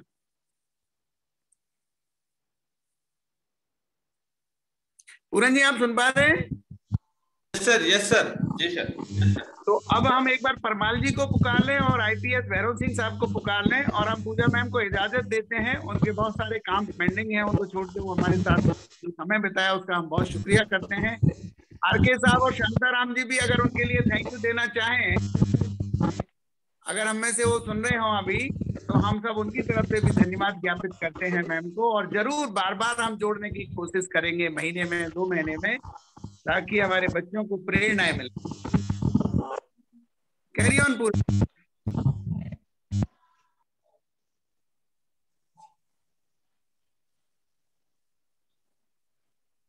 जी पूरन जी। जी साहब, हम आप कैरी ऑन कर सकते हैं, समापन की तरफ ले सकते हैं। कुछ लोगों को और कोई पॉइंट शेयर करना हो, ऑलरेडी हम 2.5 घंटे से साथ हैं। इंजीनियर खटाना जी जो अपने रफेल यूनिवर्सिटी के डीन हैं, वेलकम। आप भी अपनी बिटिया को लेके बैठे हैं। This our effort is really becoming successful. जी प्रोफेसर खटाना साहब कुछ कहना चाहते हैं? जी सर, नमस्कार। बहुत बहुत धन्यवाद सर, आप लोगों ने इतना मोटिवेट किया इन बच्चों को। आज हम भी मैम को सुना सर, आपने अरेंज किया, और बाकी बहुत अच्छा जो मोटिवेशनल स्पीकर थे सर, उन्होंने जो बताया सारा आज हमने सुना सर। वेरी नाइस, बहुत अच्छा सर। बट एवरीबडी, आप देखिए कटाना जी, जितने भी ये इवन पूजा मैम कोई दिन में फ्री नहीं थी। हमारे जितने स्पीकर थे जो अपने अभिनव थे, आदि गुरुदास 15 देशों में काम करते हैं, 15 कंट्रीज में, उनके कम से कम 6 लाख फॉलोअर हैं। We are such a rich community के इन लोगों ने हमारे एक टेलीफोन पर हमें समय दिया है। और जितने लोग हमें सुन रहे हैं ना, इनमें से भी बहुत योग्य लोग हैं जिनसे हम समय निकलवाएंगे। आपकी रफेल यूनिवर्सिटी में एक बार अड़ोस पड़ोस की बच्चियों को ट्यूर करवाइएगा और बाकी विद्वान लोगों से मिलवाइएगा। जी सर, श्योर श्योर, ठीक। Thank you sir. वेलकम। पूरन जी, हमारे और कोई भाई कुछ कहना चाहते हैं तो नहीं? या तो हम समापन की तरफ ले चलते हैं। आरके साहब से आदि गुरुदास जी, प्लीज गिव अपॉर्चुनिटी टू आदि गुरुदास जी। आदि गुरुदास जी अभी शायद जुड़े हुए नहीं है, वो दूसरे सेशन में चले गए हैं और वो मुझे फोन करके गए हैं कि सर मैं अब इजाजत चाहता हूँ। आप सच मानिए, उनका 1-1 घंटा काफी कॉस्टली होता है। हमें प्राउड है कि वो हमारी कम्युनिटी से हैं, पर वो कभी इस बात को जाहिर नहीं करते कि मैं किस कम्युनिटी से हूँ। पर एक चीज आपको पता चल गई होगी कि एक पुरानी कहावत लोग कहते थे ना कि गुजर ज्ञानी और माली मल्ल नहीं हो सकते। हमारे बच्चे इसको झुठलाएंगे, हमारी बच्चियां इस बात को झुठलाएंगी और एक दिन वो देश की बहादुर और वीर अफसर बनेंगे। सर जस्ट 1 मिनट भाई का मैं धन्यवाद देता हूँ। राजेश भाई जोधपुर में थे, आज पूरन जी जोधपुर गए हुए हैं, तो ना मेरे पास लैपटॉप ना उनके पास लैपटॉप था। 2 मिनट में मैंने फोन किया, उन्होंने जोधपुर में ये जो ट्रांसमिशन टावर अरेंज किया। थैंक यू राजेश भाई, thank you so much. Chopasani Jodhpur. Yes sir, बहुत बहुत धन्यवाद सर। आदरणीय परमाल साहब भी हमारे बीच जुड़ पा रहे थे। सर परमाल साहब हाँ, मैं उनका नाम, उनका फोन परमाल नाम से ही है, और वो बहुत हमेशा बच्चों को इतना प्रेरित करते हैं। एक चीज बहुत हमेशा ही कहते हैं कि प्लीज अपराधियों को अपना रोल मॉडल मत बनाइए, प्लीज अपराधियों को अपना रोल मॉडल मत बनाइए। एनसीआर, दिल्ली, बहरौल, पुटपुती, कई जवान बच्चे जवानी के नशे में अपराधियों को अपना हीरो बना रहे हैं। आप देख रहे होंगे, बुरे काम का नतीजा बुरा ही होता है, अच्छा नहीं हो सकता। जितने लोग आज हमारे हीरो हैं, आईपीएस विजय सिंह आपसे मिले थे। डॉक्टर साहब मैं ऑनलाइन जी हाँ, परमाल साहब आप ऑनलाइन है, वेलकम वेलकम सर। मैं आपके ही शब्द रिपीट कर रहा था। परमाल साहब आप सुन पा रहे हैं? Sir good evening sir, I am Parmal here sir. Actual अभी मैं सफर में हूँ खूब लंबे सुबह से, but it's my pleasure some opportunity being given to me. Sir मैं जस्ट 2-3 मिनट में अपनी बात कह पाऊंगा, क्योंकि सभी वक्ताओं ने बड़ा अच्छे तरीके से, शानदार तरीके से मोटिवेशनल, पूजा मैम ने, आदि गुरु ने, और आप तो एक डायनेमिक कैरेक्टर हो ही, हमारे समाज के डायमंड हो। ये मुझे एक विशेष रूप से इस बात पर जोर देना चाहूंगा कि जो बच्चे आजकल जो कुछ सीख रहे हैं वो एक गलत रास्ते पर जाने की जो एक बन गया है, उससे हमको सावचेत रहने की सख्त आवश्यकता है। और वो ये है कि हमारे बदमाश लोगों के जो आचरण है उनको फॉलो करने की गलत परिपाटी पड़ चुकी है। सब पिछले दिनों कई ऐसे लोग हुए, मैं वो एक दृष्टांत जीवंत उदाहरण दे रहा हूँ। मैंने जगन गुजर जो कुख्यात डकैत रहा है, कभी 11 लाख का इनामी रहा, उसको मैंने सरेंडर करवाया। सरेंडर करवाना एक मेरा पुलिस अफसर होने के नाते मेरा दायित्व बनता था, और मैंने जो किया किन परिस्थितियों में वो बेहतर किया। लेकिन लोगों ने उस बात को उसको हीरो की तरह नवाजने के लिए मेरे सवाल पूछे, सब जगन कैसा है, जगन का नाम ऐसा है, जगन का ऐसा है। इसी तरह पपला के बारे में भी लोग बात क्वेरीज करते रहे। मैं बिल्कुल इन चीजों को सिरे से खारिज करता हूं कि हमारा नौजवान इन जो इस तरह के आचरण वाले लोग हैं, अपराधी प्रवृत्ति के लोग हैं, उनके आचरण की तरफ बिल्कुल आकर्षित नहीं हो। ये हमको डैमेज की ओर ले जाता है, हमको पतन की ओर ले जाता है। यदि हमें फॉलो करना है तो हम फॉलो करें, अच्छे लोगों का करें। आज की इस मीटिंग से हम प्रेरणा लेकर जाएं। आदि गुरु है, उनसे हम प्रेरणा लें। पूजा मैम हमारी आदर्श, उनसे प्रेरणा है। भैरव सिंह जी गुजर साहब जो हमारे आदर्श हैं, मेरे गुरु भी हैं। डॉक्टर रूप सिंह जी हैं जो एक इस तरह का एक तूफान ला दिया। अभी आर के गुजर साहब ने एक बात कही थी, गुजरों के बच्चों का इतिहास क्या हुआ। सच आई गॉट सरप्राइज कि 97-98% लोगों की परसेंटेज बच्चों की आ रही है। तो निश्चित रूप से 5 साल बाद मेरा तो ये कहना है कि गुजर कम्युनिटी का बच्चा सब डिवीजन पर, हर थाना लेवल पर, हर तहसील लेवल पर अधिकारी होगा, और गुजरो तुम्हारा वर्चस्व राजस्थान में कायम होगा, नो डाउट। लगे रहो, carry on, thank you, bye bye. क्या बात है, क्या बात है सर। लाइक रियली एक जवान की आवाज जो होती है ना, बहुत बेहतरीन चैलेंज दिया है हमें परमाल साहब ने। और ये सच्ची बात है कि गुजर को जब तक थप्पड़ नहीं पड़ता, ठोकर नहीं खाता, तब तक शायद उसका 100% पोटेंशियल जागृत नहीं होता है। समय ने आप सबको ललकारा है, give your 100% best, not 99, not 97, give your 100% best. और मैं जानता हूं कि हमारा बंदा एग्रीकल्चर में भी काम करेगा तो भी गजब ढाएगा, सिपाही बनेगा तो भी गजब ढाएगा, और एसपी बनेगा तो भी गजब ढाएगा। पूरन जी, हमारा और भी कोई इंपॉर्टेंट अतिथि हो तो आप उनको पुकार के अब इसको 5 मिनट में मीटिंग को कंक्लूड करें। बहुत बड़ी रिकॉर्डिंग हो जाएगी तो हम इसको 1-1 घंटे की रिकॉर्डिंग बना के भेजेंगे। जी साहब। सर हमारे साथ एक डॉक्टर साहब जुड़े हुए हैं, डॉक्टर विजेंद्र जी हैं दिल्ली से। जी मैं चाह रहा हूं कि सर वो कुछ कहें। एक इंस्पेक्टर शिव प्रसाद जी हैं और डॉक्टर विजेंद्र जी हैं सर दिल्ली से। हाँ वो भी हैं। डॉक्टर जल सिंह खटाना भी जुड़े हुए हैं। ये हमारे सवेरे डॉक्टर साथी है ना, डॉक्टर रूप सिंह जी की टीम में शामिल है। जी विजेंद्र जी।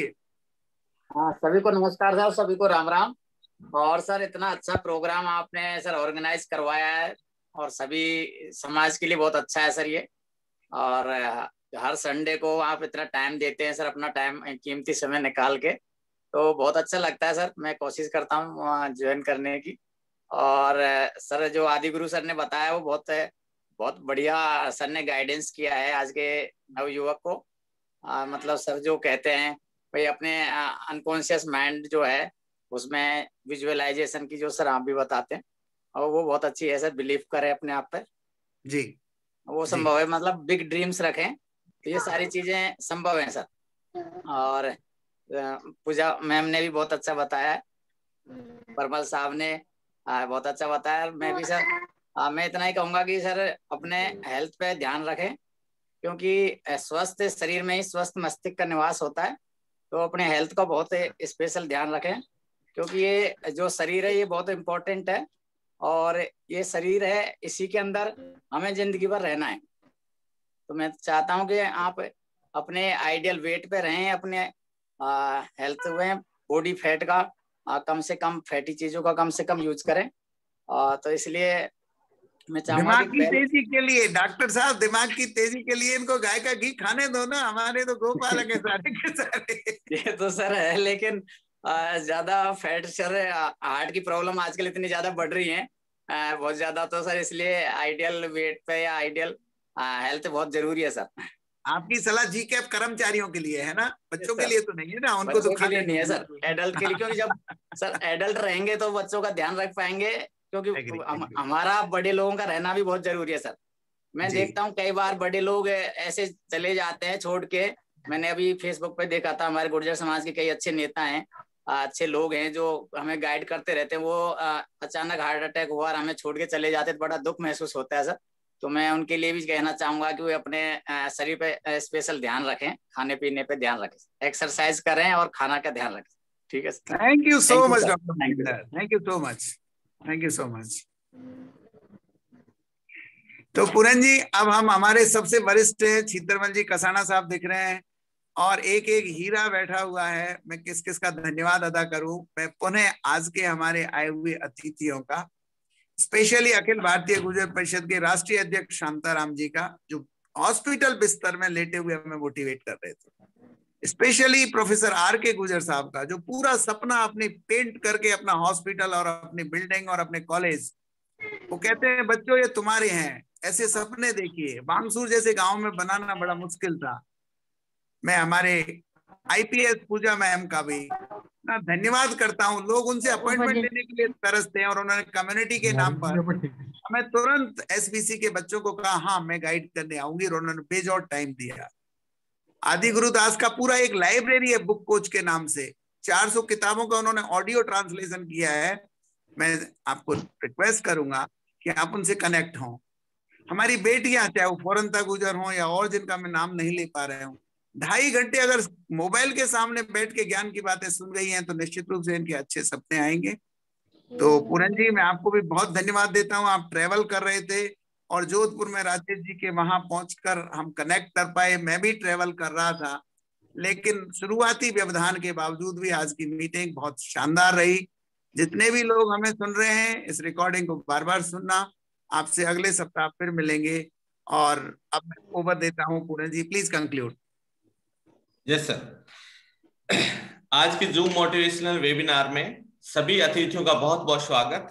आदरणीय प्रोफेसर आर के गुर्जर साहब जी का एक बहुत बड़ा सपना है, और उस सपने को पूरा करने जा रहे हैं हमारे अतिथि। इतना समय, बेशकीमती समय हम सबके बीच दे रहे हैं। श्रीमती पूजा वाना जी आईपीएस अधिकारी जी हमारे बीच आई, 2 घंटे बराबर बोले, हम सबको बच्चों को मोटिवेट किया, हमारे बच्चे इस सपने को लेके जाए, मुझे आईपीएस बनना है। भैरू राम जी, आदरणीय श्री परमाल साहब भी ट्रैवलिंग के दौरान भी हम सबको संबोधित कर रहे हैं। कितना बड़ा जज्बा है हमारे बीच में, हमारे अधिकारियों के बीच में, हमारे बच्चों के बीच में जुड़ने की ललक कितनी बड़ी है। ये निश्चित ही बड़ा सपना बन के आएगी, और ऐसे बहुत सारे अधिकारी बन के हमारे बच्चों को आगे ले जाएंगे। और भी श्रीमान अभिनव आदि गुरुदास जी, जो पूरे 15 देशों में काम करते हैं, मोटिवेशनल स्पीच देते हैं, वो हमारे बीच बराबर बने हुए हैं, और बच्चों के लिए दिन रात काम करते हैं। जब भी आमंत्रित करते हैं हमारे पास आते हैं। श्रीमान डॉक्टर रूप सिंह जी भी, मैं कितनी तारीफ करूं डॉक्टर रूप सिंह जी की, जिन्होंने कोरोना काल में स्वास्थ्य शिक्षा को बनाए रखा, समाज के साथ राष्ट्र हित में योगदान दिया। डॉक्टर साहब बहुत बहुत धन्यवाद। इसी के साथ हमारे बहुत सारे अतिथि अजमेर से जुड़े हुए हैं। मैं सभी को, सभी विद्वान साथियों को, इंजीनियर साहब, डॉक्टर साहब, सभी हमारे प्रेम पटेल साहब, थानेदार यादराम जी, इंद्राज जी ग्राटी साहब, कमलेश जी, सभी अलग अलग जिलों से हमारे अतिथि और सम्मानित हमारे पदाधिकारी जुड़े हुए हैं। बहुत बहुत आभार सभी का, बहुत बहुत धन्यवाद। इसी तरह बने रहिए, हमारे बच्चों को आगे ले जाएंगे। हमने ये तय कर लिया, जिद के आगे जीत है, जिद के आगे जीत हम फिर से दोहराएंगे। बच्चों ने तय कर लिया, जिद करेंगे, 100 में से 100 अंक लाएंगे, IAS IPS अफसर बनेंगे, हर विभागों में जाएंगे, राज्य हमारे क्षेत्र का नाम रोशन करेंगे, समाज का नाम रोशन करेंगे, देश को आगे ले जाएंगे, हमारे राष्ट्र को अच्छा बनाएंगे। इसमें हमारे बहुत सारे अतिथि जुड़े हैं। सभी विद्वान साथियों को बहुत बहुत नमस्कार। अगली मीटिंग में हम फिर मोटिवेशनल जूम मीटिंग में उपस्थित होंगे और सभी बच्चों को फिर से कनेक्ट करने में सहयोग करेंगे। पूरी GCAP टीम लगी हुई थी, पूरी GCAP टीम इसको लगी हुई थी। हम क्षमा, एक टेक्निकल प्रॉब्लम की वजह से क्षमा चाहेंगे कि बीच में व्यवधान हुआ, लेकिन हम विश्वास दिलाते कि अगली मीटिंग में ऐसा व्यवधान नहीं होगा।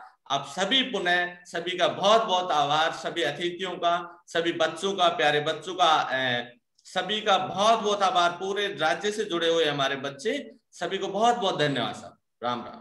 और आपका भी पूरन जी बहुत बहुत धन्यवाद कि व्यवधानों को बाधा मत मानो, व्यवधानों को सफलता के रास्ते मानो। अभी तो हम सीखे हैं, जुड़ना सीखे हैं, बात करना सीखे हैं, सुनना सीखे हैं।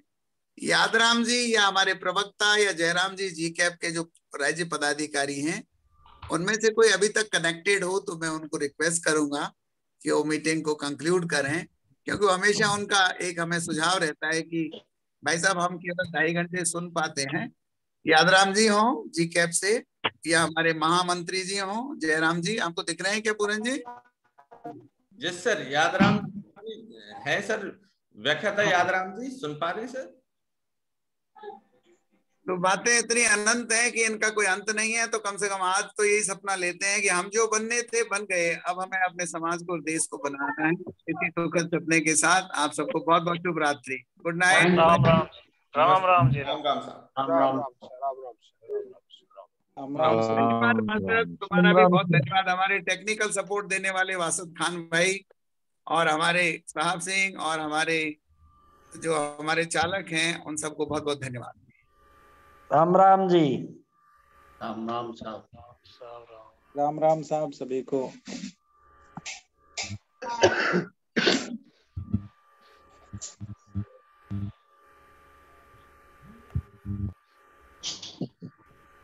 राम राम साहब सभी को।